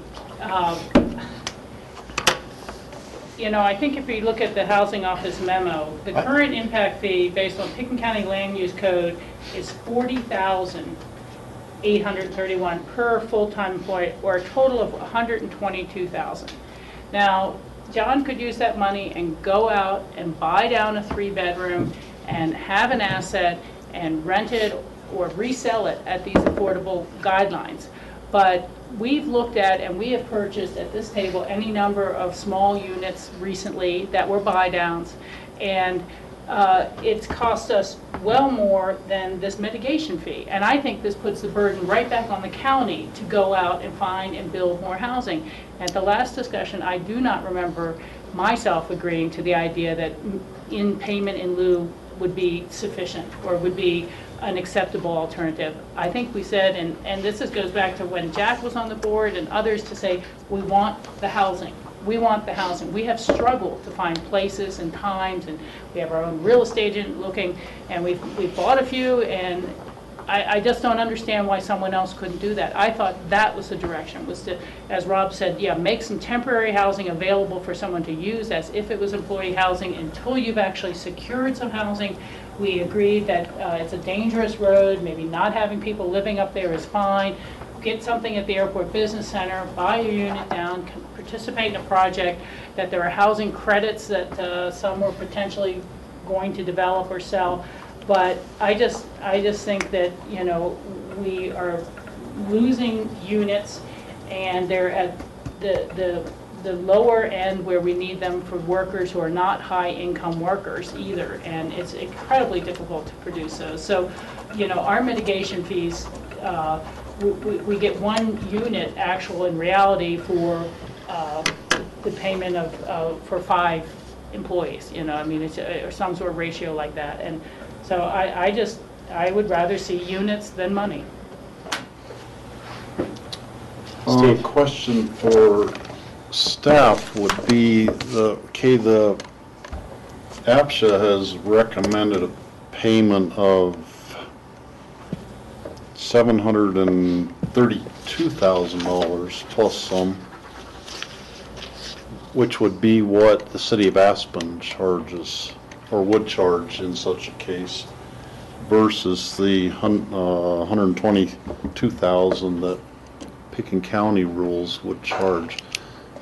Could we charge the city of Aspen rate legally, given what our rule is?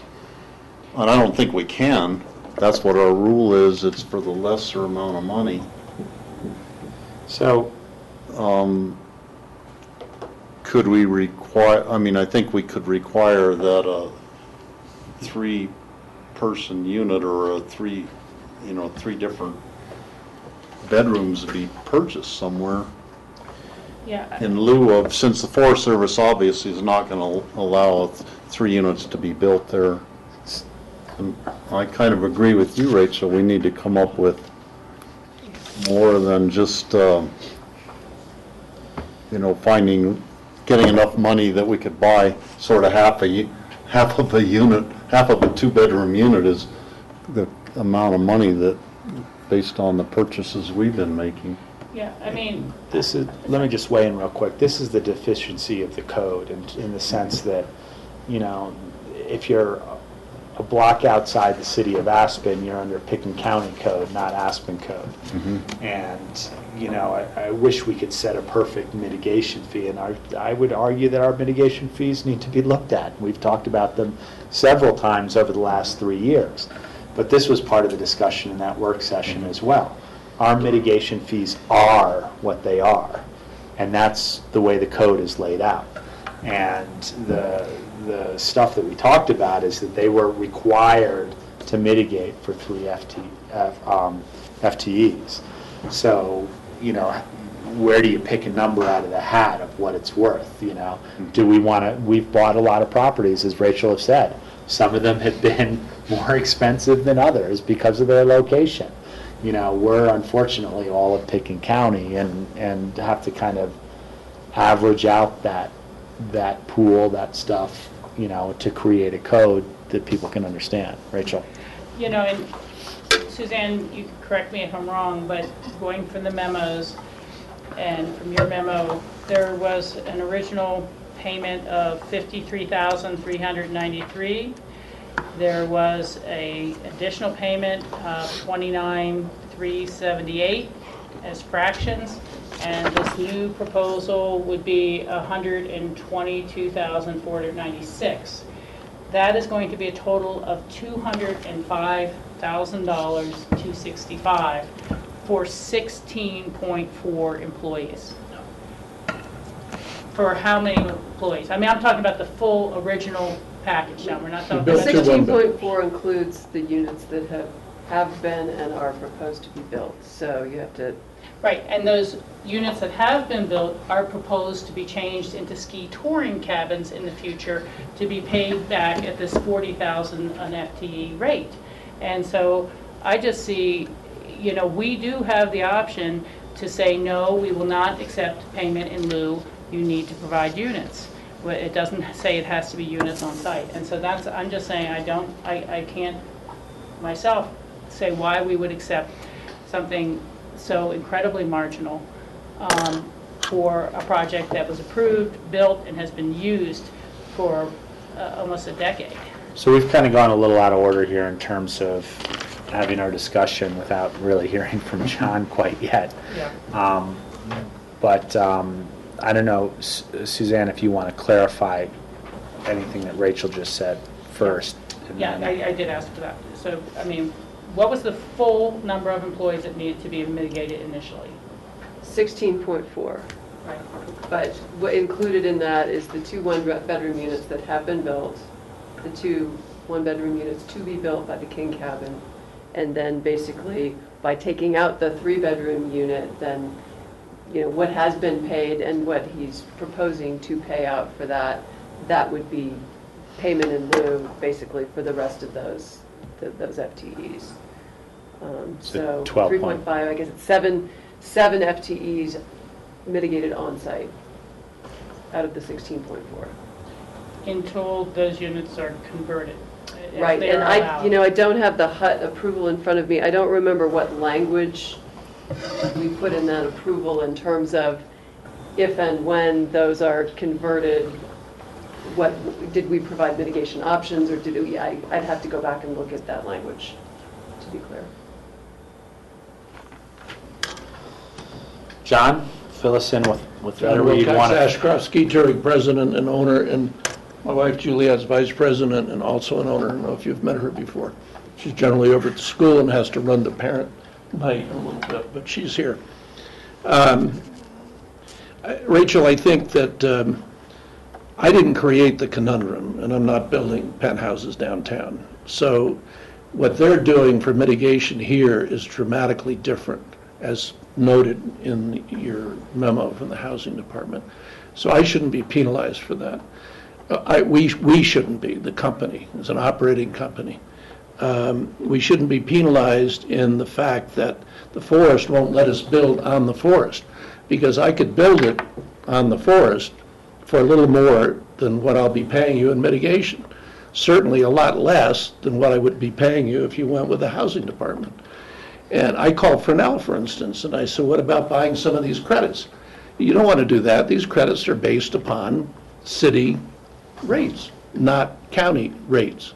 So I didn't create that. I didn't have anything to do with that. The second part that make very clear is that if you look at that approval for those cabins, it was the conversion of those cabins, when and if that ever happens in my lifetime or my ownership, our ownership, that is replaced. That's what it says, replaced, off-site. Doesn't say mitigated for cash and lieu. So I think if you look back at that, you'll see that that's pretty clear. As far as the 2 one-bedrooms, we are building them. We built the sewer. We built the power line that had to come from Holy Cross across the hillside, buried. Obviously, it's also being used for the King Cabin.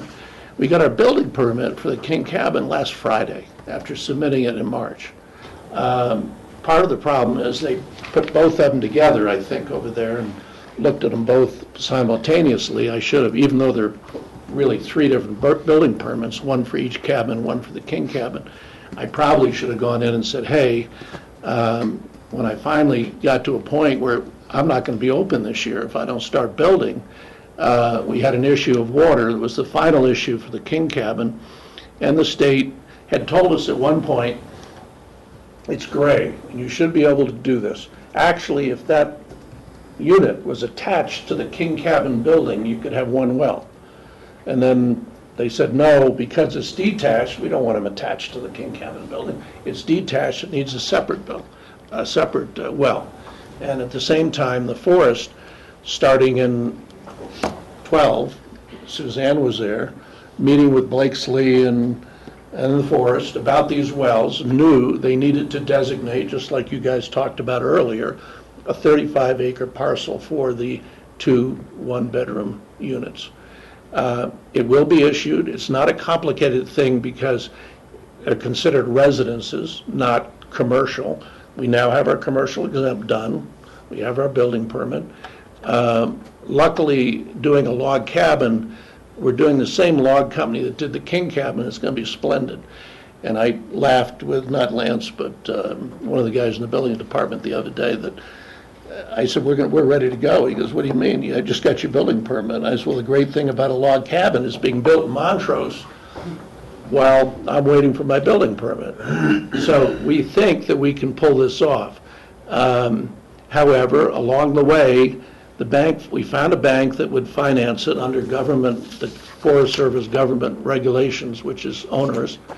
And then they said, we can't finance it because it says the county can shut you down December 14 if you don't have the 2 one-bedrooms built. I said, well, I can't build the 2 one-bedrooms by then. Therefore, we changed the application to put that forward. But in essence, we are building them, because we have the sewer, we have the road to it, we have the electricity to it. I would like to apply to the building department to start building in the spring, even if the Forest Service hasn't sorted out this 35-acre well with a condition that CO wouldn't come unless there was a final permit for the well, but I'm not sure that they would do that. But it is our intent, because we believe we do need them on site there, especially if in the future we ever replace the two up by the restaurant somewhere else. But we definitely agree that we will replace those if we ever did those 7 cabins, not mitigate them with cash in lieu. And I think somewhere along the line, I said at one meeting that I'd love to participate with you guys in a work session at some point, maybe if I ever retire or when I do retire, to understand the difference in this community. I mean, I've said it to you at meetings. I'm not a subdivision down in Crystal Valley Ranch selling lots for $4 million. We don't have the money to do on a small restaurant operating 7 months of the year to pay owners charges. And it is onerous. Now, if you consider that the 5 acres that the two cabins are on now that we have built, that land was supposed to be for the restaurant. And 2 forest rangers told us to buy land to have the commercial development on the land. And at a community meeting, a commissioner meeting, one opponent opposed it, having it on private land.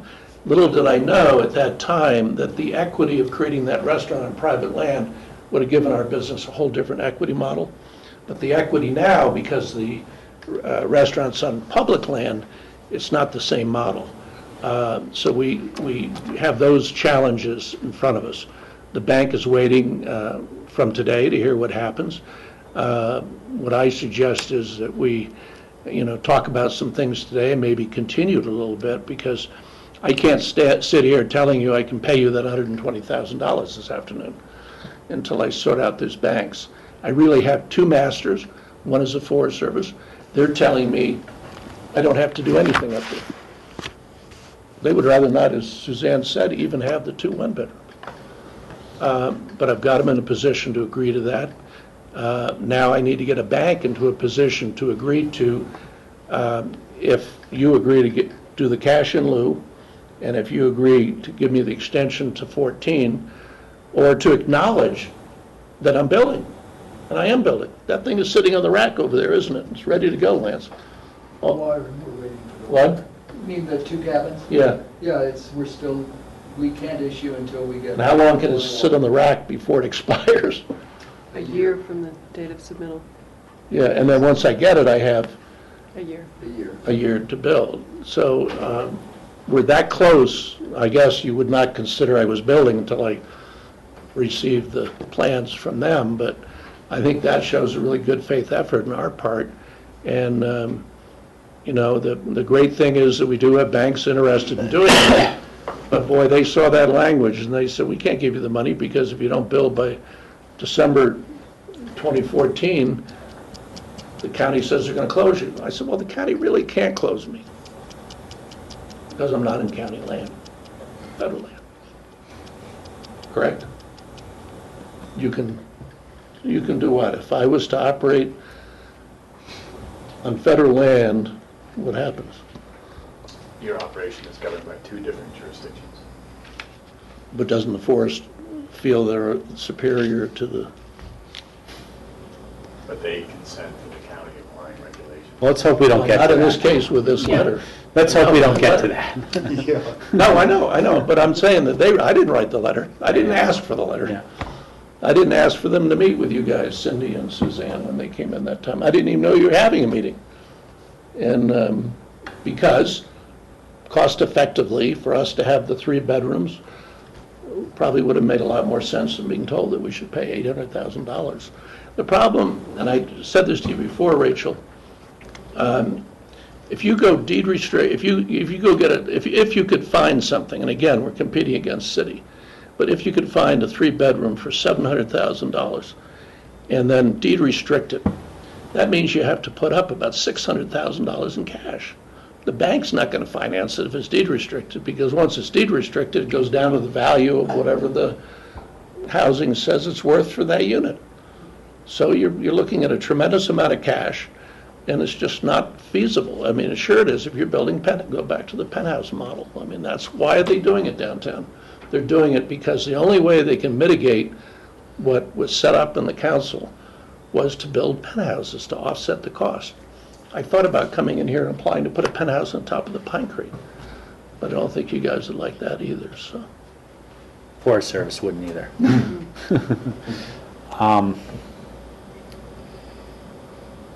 Okay, so that brings us back to the board for Couple of thoughts.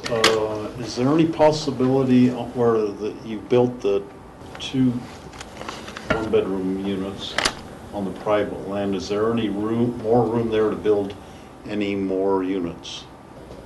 It goes back to the meetings that we had relative to you giving me approval to do the 7 cabins. It is not a place to have employee units.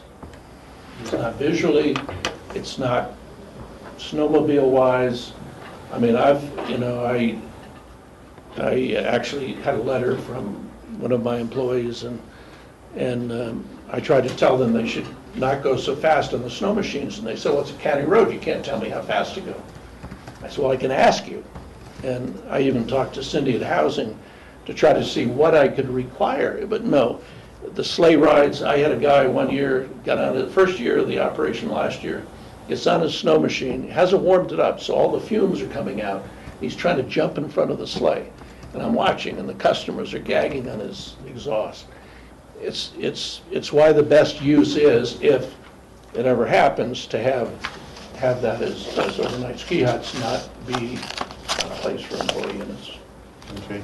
The second question, I read a little tidbit. It sounded like because of a mistake of the Forest Service, the water rights application was delayed. Is that what happened? For the King Cabin, yes.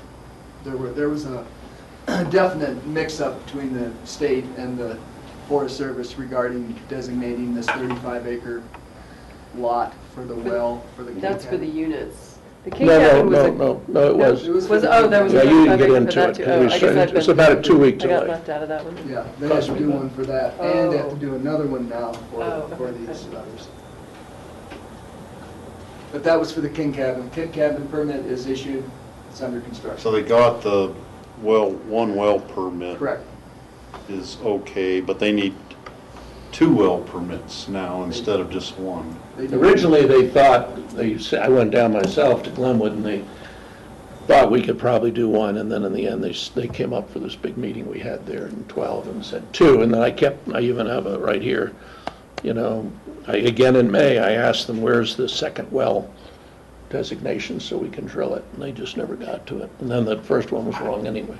I talked to them before the meeting today, and they assure me that it'll happen this winter, that they'll get, so conceivably by the spring. How long does it take for a well permit to go through the state? Residential is not. The commercial was a little more complex. It's called commercial exempt. But the residential, which the 2 units would fall on, is pretty much standard. I think, yeah, the holdup now is just defining the 35-acre parcel.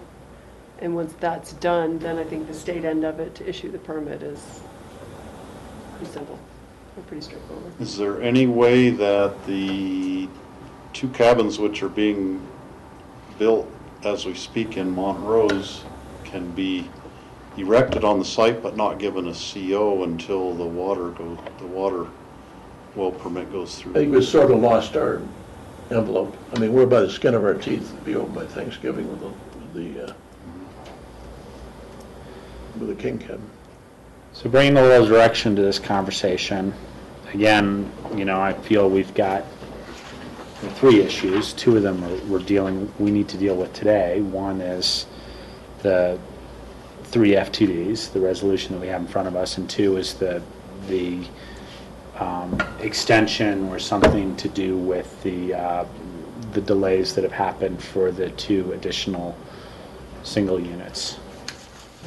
Is that correct? Is that a correct synopsis of what we're talking about? The third is if they ever move forward with the ski hut cabins, but we're not talking about that particularly today unless we're tying it into the other issues. Rachel. Yeah, thank you. A question, Suzanne, under your staff recommendation, to allow the applicant to pay the applicable housing impact fees for 3 FTEs rather than build a 3-bedroom unit on site. I was under the impression that the housing guidelines give you credit for more than 1 FTE per bedroom. Like a 1-bedroom is considered to house 1.75 and so on and so forth.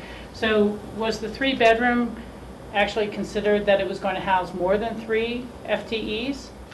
At 3, it actually catches, 3 bedrooms, 3 FTEs. Okay. It goes, I think, 1.25, for a studio, 1.75, 2.25 for a 2-bedroom, And it catches up then at the 3. 3. So yeah, at 3 Okay, is- thank you.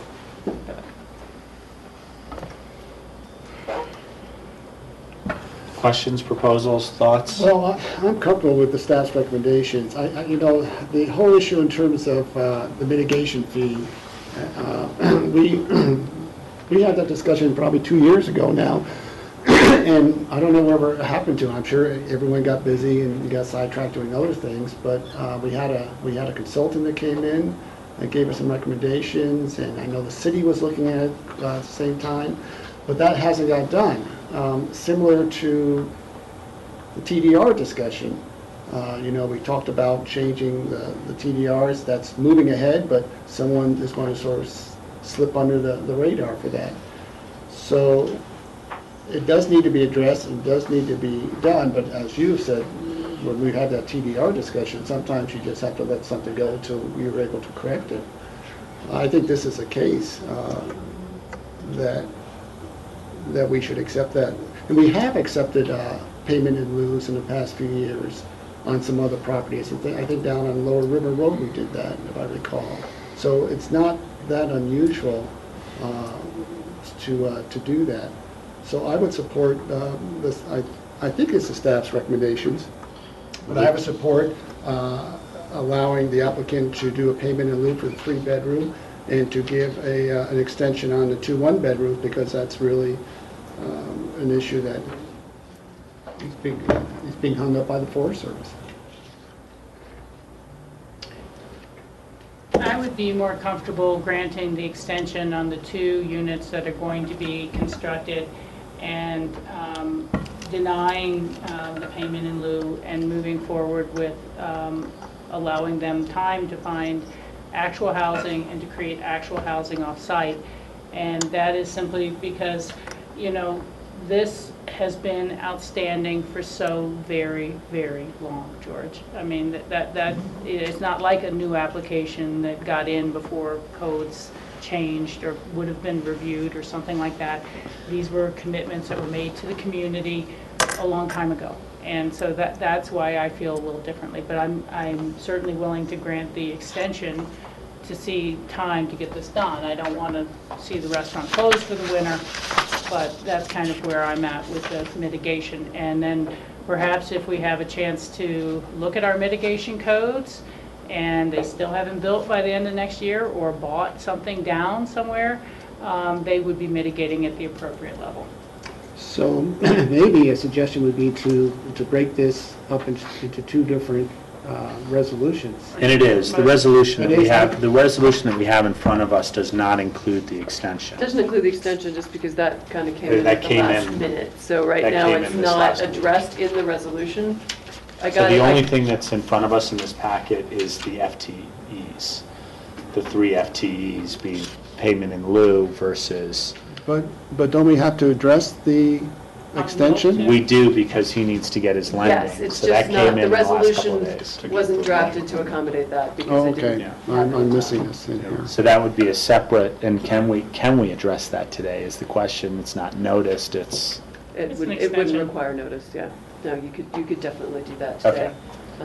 it's more of an administrative. Yeah, I mean, why not? We've delayed, from our side, the requirements taking effect for a long, long time. And I think that extending the ability to operate and the conditions of the permit until 1 more year, we'll see the other 2 cabins come online, and we don't have to make the decision about accepting payment in lieu or actual units until we have our payment in lieu adequately sized. So the question is to handle them separately or together, and if we handle them separately, it sounds like we have consensus with giving an extension to the, I mean, and it could be extending the whole requirement. I mean, I don't even know why it would have to be two separate per se, because I see what you're saying. all the extensions before were to allow you more time to get the housing done. And extend the payment requirement as well. well, not a payment requirement, but the provision of housing or whatever, you know, fulfilling the housing requirement. But I think that's still on the table for a debate, because you stand on the opposite side of George on that I know, one. but this in is terms of- offering a different path. It's a third path. It doesn't say we have to make a hard and fast choice right now about mitigating offsite or payment in lieu. And I would feel more comfortable with the payment in lieu option, again, if it was more commensurate with building housing. And we know what the price of building housing or securing housing is, even 25 miles, 30 miles away from the center of Aspen, and it's nowhere near those numbers. So let me see if I can try this without a resolution, see if it goes anywhere. I would make a motion to approve a one-year extension of the Ashcroft Ski Touring Area Pine Creek Cookhouse permits for 1 year, delaying the provision of the 3-bedroom affordable housing unit, and acknowledging that the 2 one-bedroom units will be built as soon as the water rights issues are resolved. I think that would be allowing the operation to go forward, acknowledging the 2 units, and again, just waiting on the third final piece of affordable housing, the 3-bedroom, for 1 year. Let me, John, would you like to weigh in? I don't know what that does to the banks. I think it might tilt everything, so. You have your ability to operate. I mean, I don't know, were you asking us for ability to operate forever and no more check back on housing by just paying this payment in lieu fee? No, I was operating under the premise of what you guys suggested when I was last meeting, and what's the law relative to cash in lieu? I think it's discretionary by the board to accept it or to accept actual mitigation. Of course, but I'm telling you the result. I mean, it's not, it doesn't do anything. The banks don't like it up there because of the forest. Same thing that sort of created this conundrum. They have a deal here. I mean, I'll read it, just a sentence from it. Issuance of a new permit shall be at the sole discretion of the forest. The forest shall determine that the prospective holder requirement meets regulations under the forest. And that's the guarantee. There's no collateral in the land. There's only collateral in the buildings. And it's gotten better with the banks, but it hasn't gotten great with the banks. And that's the same thing I've said in here for the last, during the Depression. It was impossible under these guidelines to get any kind of loans.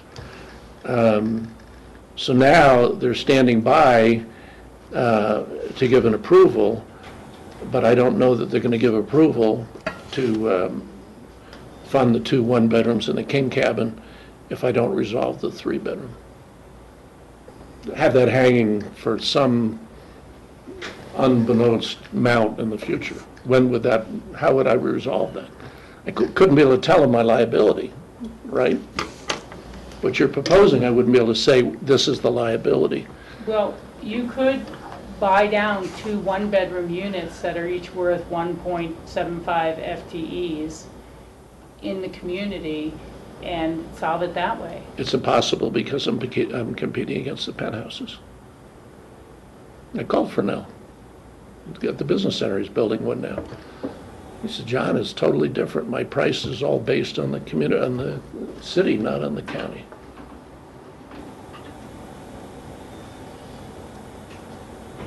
Rachel did make a motion as a point of Second the order. motion for sake of discussion. And Rachel, I wanted to ask what you meant. You said to delay the 3-bedroom. What did you mean Well, I exactly mean, we've by just, that? it hasn't been fulfilled for years. We've just been presented with new information that the Forest Service does not even want it there. That's probably new information to John, certainly is to Suzanne as well. It gives time for them to resolve how to mitigate those remaining 3 FTEs, other than accepting a payment in lieu. And that could be, as I said, 2 one-bedrooms. I mean, we have purchased units for 1-bedrooms and things like that and bought them down to category 2 and 3 in terms of the rental rates for a period of time now. And I just struggle with this. I struggle with, I mean, unless plans have changed, John, the last time you were talking about trying to find a new owner, that whole operation is on the market. To be able to sell it and make a retirement. And I understand that. You've been a great steward of the land up there for a long time.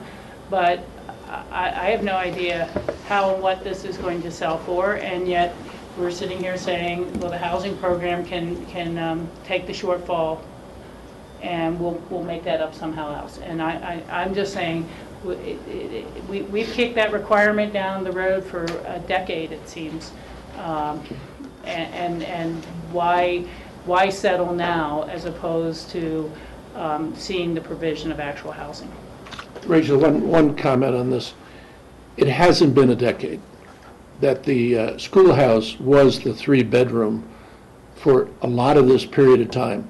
In fact, we kept it there purposely and fought to keep it there with the forest because of that. So I'm not sure when it was, Juliet, maybe she remembers. It's only been like 3 years. How long has the schoolhouse been gone? So it hasn't been. About 3 years. Yeah, it hasn't been forever. And the other thing is, how do you, you say do this, but how do you value the 5 acres that's got 2 units on it? I mean, basically, the bank said it wasn't worth anything because it's got 2 employee units on it, worth less than what I have in it. So we already take a hit on that, and they're not going to finance it without knowing what's happening finitely, and then they calculate the loan based upon the equity and the liabilities and all the other kind of stuff. And so, whatever. I mean, what do we need to do?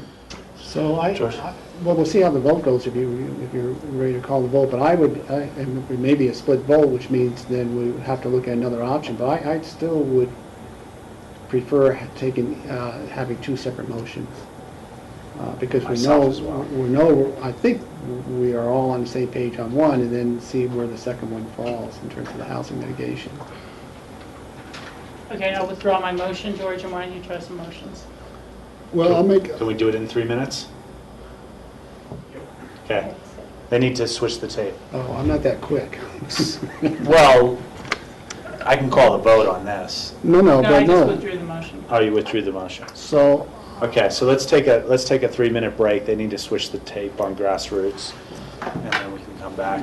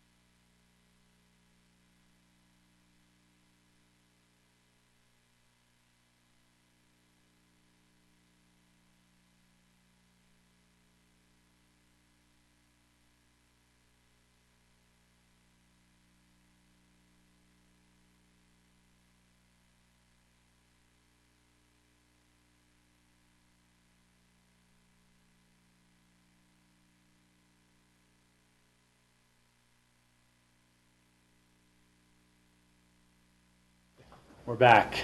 We're back continuing with our Ashcroft touring application.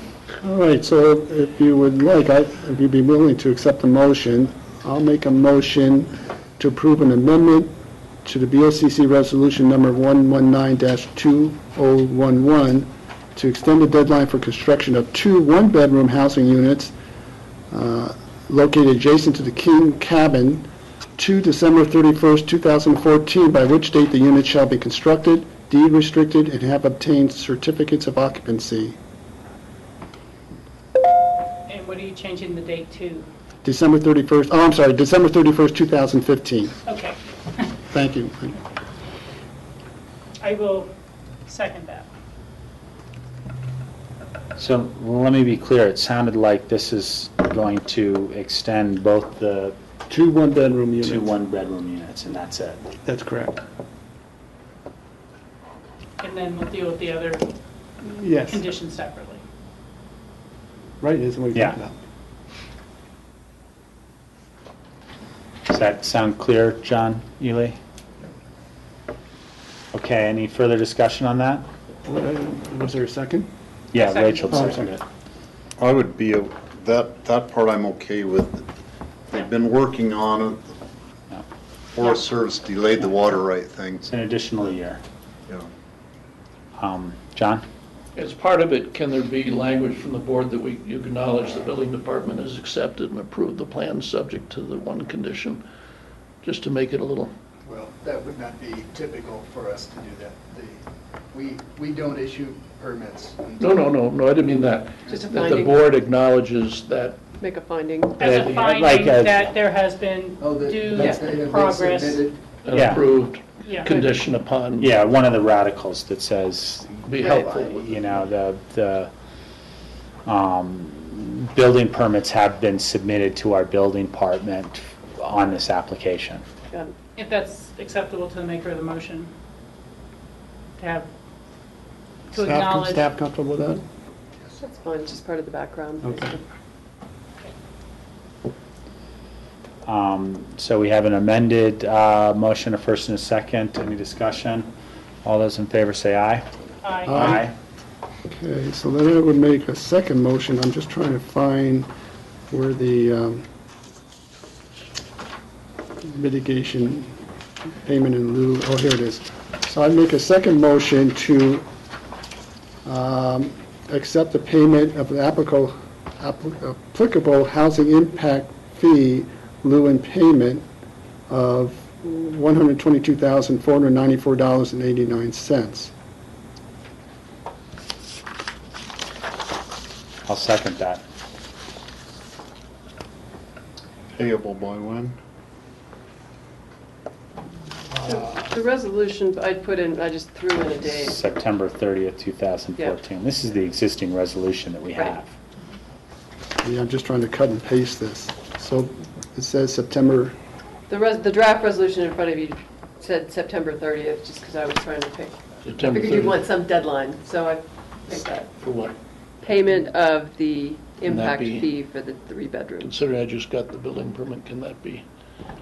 You can ask for them. Again, I was just trying to pick a deadline because I knew you want some deadline. yeah, well, I would say October 30th, 2014.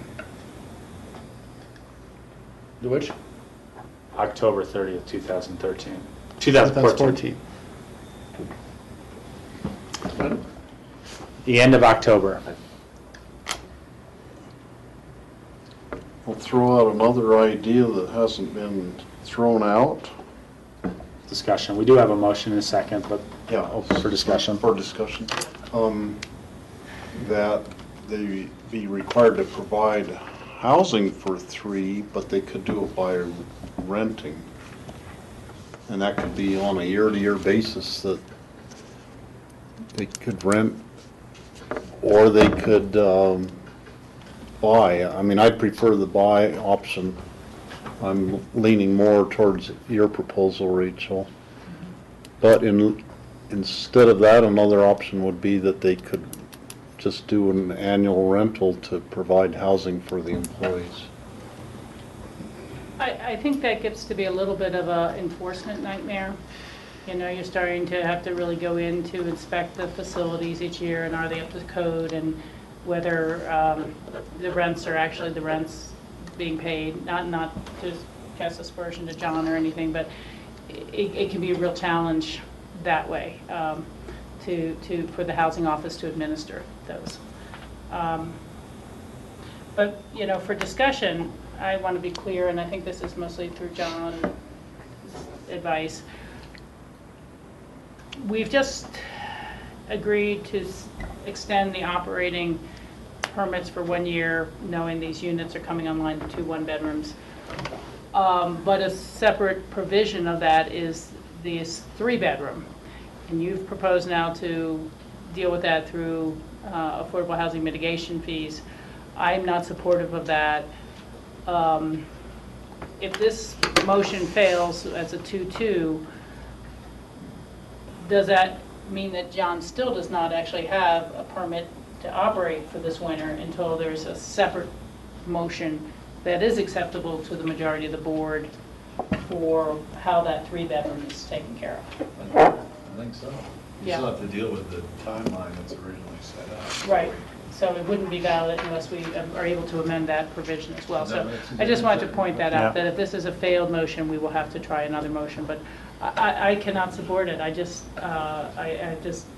between the length of time here, the other opportunities that have been out there and has been suggested to do buy downs of units, that, and perhaps more time for us to really look at the adequacy of our payment in lieu program, I would rather delay for a year and revisit this. Perhaps John will have successfully sold the operation by then, and the new owner will be able to take care of this commitment finally. Steve and then George. Is there any stipulation about where a 3-bedroom unit would be located? Like the ski company bought stuff in by Elgibel, and they bought stuff in Carbondale that I think they've sold. Well, it would have to be acceptable to our board, actually. I mean, APCHA could give us a recommendation and say that's too far away, or that's this or that, but generally it would be just the acceptance by our board. George? I know I brought this up in terms of having to revisit our mitigation fees, but we may not get that done in the next year. Yeah. I mean, so then we're continuing to kick the can down the road, and this gives us some completion. It helps John in terms of the bank. It helps Ashcroft to operate. But we also have, I mean, this is not a precedent setting because Ashcroft's ski touring has already paid twice payment in lieu for housing impact fees. And so this is a way to complete this cycle and just be done with it. And then if and when the property sells, it will come back to us in another version, and I'm sure for other opportunities. But I think it's an opportunity to sort of move this ahead, be finished with this. It completes the payment in lieu, which Ashcroft has done no less than twice before. Just to respond to that, George, that's exactly why I want to see real units instead of more mitigation dollars. Our mitigation dollars are sitting in the bank. We've been unable to close much of a larger project for a long time. We've finally bought a few small rental units, and we've bought some land banking. But, you know, looking at those numbers, I look at payment in lieu as being just for fractional employees, as one was, a 0.15 and things like that. So I'm feeling as worn down by this issue as everyone else at the table, and would love to have some completion. It's done. Suzanne can work on other things, you know. But I just find that constantly taking mitigation, payment in lieu mitigation, it's such a losing treadmill for us for the housing battle. And I would prefer to see more actual housing. And so it's just a philosophical difference. I understand that. But I cannot vote for this, and I think that we would have, you know, a better opportunity next year. We have delayed and continued this many times at the applicant's request for various reasons. I'm making the same request for community reasons.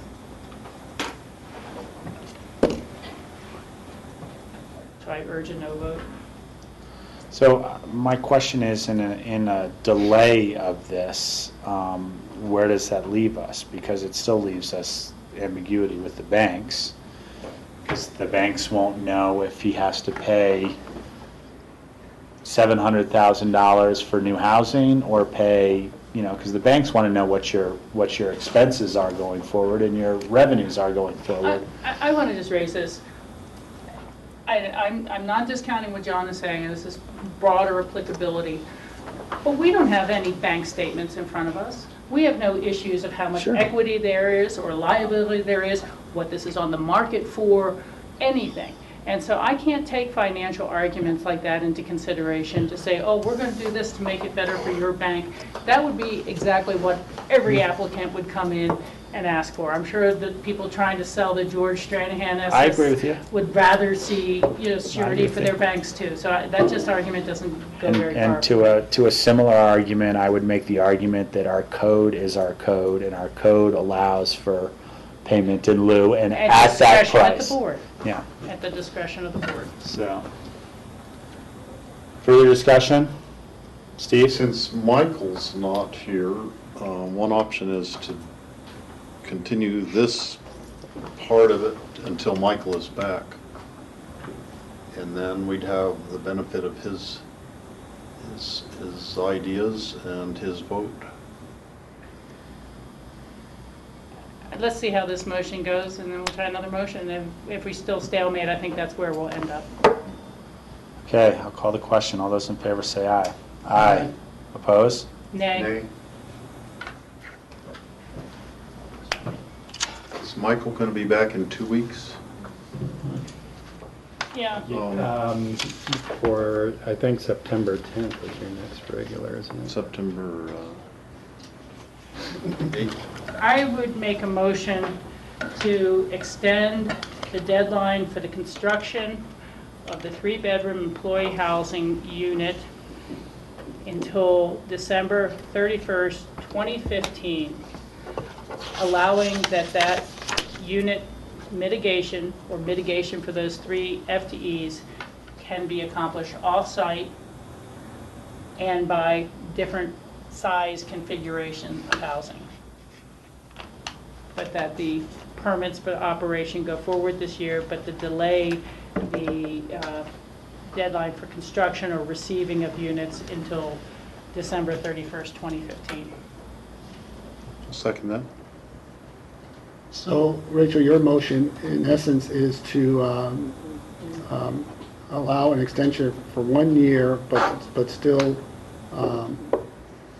have to mitigate housing by the purchase of housing versus payment in lieu. Or building on site. Or building on site, or we'll visit, or we'll see it next year. And we know, at least what we've heard is the Forest Service is not going to allow them to build on site. Right, so it'd be off-site. Yeah, okay.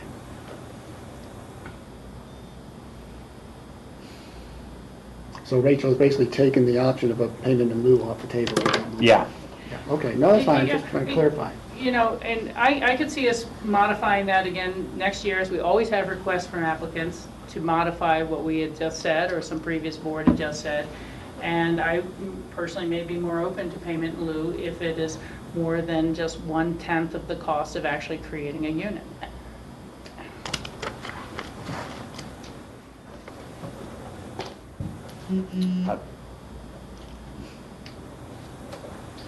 Further discussion?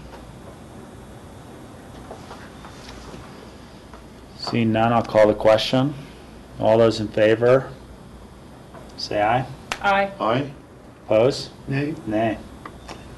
So then I guess I'll make a motion to continue this till, what's the date certain? What's that, the next meeting? September 10th is our next regular. September 10th, when we will have a full board. Second. So we've got a motion and a second. Any discussion? All those in favor say aye. Aye. Okay. got you halfway there. Yeah, Rob? Yeah. Can I make a request of Suzanne? Thank you. That when we see this again, you try to put together some matrix of what was originally required for the very first rebuilding of the cookhouse, and what has been fulfilled and what has been outstanding, and how it has been fulfilled. I mean, you give it to us in paragraph form, but it's a little more challenging that way, to look at the amounts that were paid, what they were paid, how much actual housing has been produced, and what is required of those 2 cabins that may be converted in the future. Steve? Could you also do a synopsis of, because I don't understand, I wasn't part of the discussion about the original cab, you know, this whole discussion of the cabins is confusing to me, because if you could just do an explanation of that. Thank you. Thank you. Open discussion. Yeah, I actually stuck around because I thought it was going to be quick after GSS. Just a couple items. First, follow-up from your question yesterday, Steve, on the sign on Snowmass Road. It was not our electronic variable sign. We did determine that, so now we're trying to track down whose it was and why it said what it said. So we'll more on that. GR's on that duty right now. The other item is, George, you had requested the possibility of doing a proclamation for the Wilderness Act, which actually the actual anniversary of the Wilderness Act is in September. Oh. And so there also is on September 10th a wilderness symposium, and I did get a request that if we did do such a proclamation, that a commissioner read it to open up that symposium on September 10th. So I wanted to put out in front of the board, would you like staff to draft up a proclamation recognizing passage of the Wilderness Act 50 years ago in September? And then, I guess we'd start with the chair and move down as to whether you might be available at 6 o'clock on September 10th to maybe read that to open the symposium. I'm available. What day is that, the 10th? Is that It's the Wednesday. It's our next regular meeting. You guys may not be out of it, given what we just added. Where is the symposium? It's, I'm sorry, it's at the Meadows Pepke Auditorium. Yeah. All right, great. And then, just briefly on the housing impact fee, that is something we can bring back. APSHA was actually running it through to try and get the city and the county on the same methodology. That stalled, if you recall, at the city, and the item never, APSHA never brought the item before the county, and so we can ping them and see if we can re-energize those discussions. We did try at the staff level or suggest that APSHA bring it back to us, but that just didn't happen at that time. You know, I think we should bring it to ourselves regardless of what APSHA thinks, because we are in 2 different systems now. And it was a great desire to see both the city and the county on the same system. But as I recall, once the baseline was established, then both entities would individually be determining, well, what percentage of that baseline to actually require anyhow.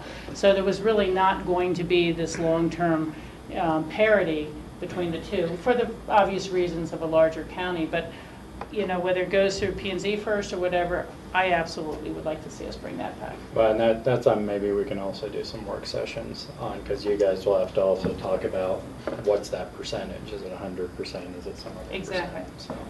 So. And I'd like to request that when we see Ashcroft again, that perhaps we have a little recount of the units we've been able to purchase over the individual buy-down units over the past couple of years, because to me that was the obvious avenue. It was available as an asset that the company would continue to own, and be able to manage, put their own employees in there, and they do have value. It's not as if affordable housing units lose their value to a company or an employer once they're built. And so I want some point of comparison for the next discussion about what could have been done by this and other applicants. The That's all only I have. other open discussion, we had the Snowmass Capitol Creek discretionary fund fees. Oh, thank you, Rob, yeah. It's a couple $100, right? It's like $400, their permit fees or something? Yeah, I don't have it right in front of me, I but think it it was was like gonna be. $450 Yeah. if I remember correctly what it is. Well, I don't, have we given full amount or 50% in the past? And have we done it at the end afterwards to make sure everything has gone smoothly? So, yeah, what the board has done is, it's varied.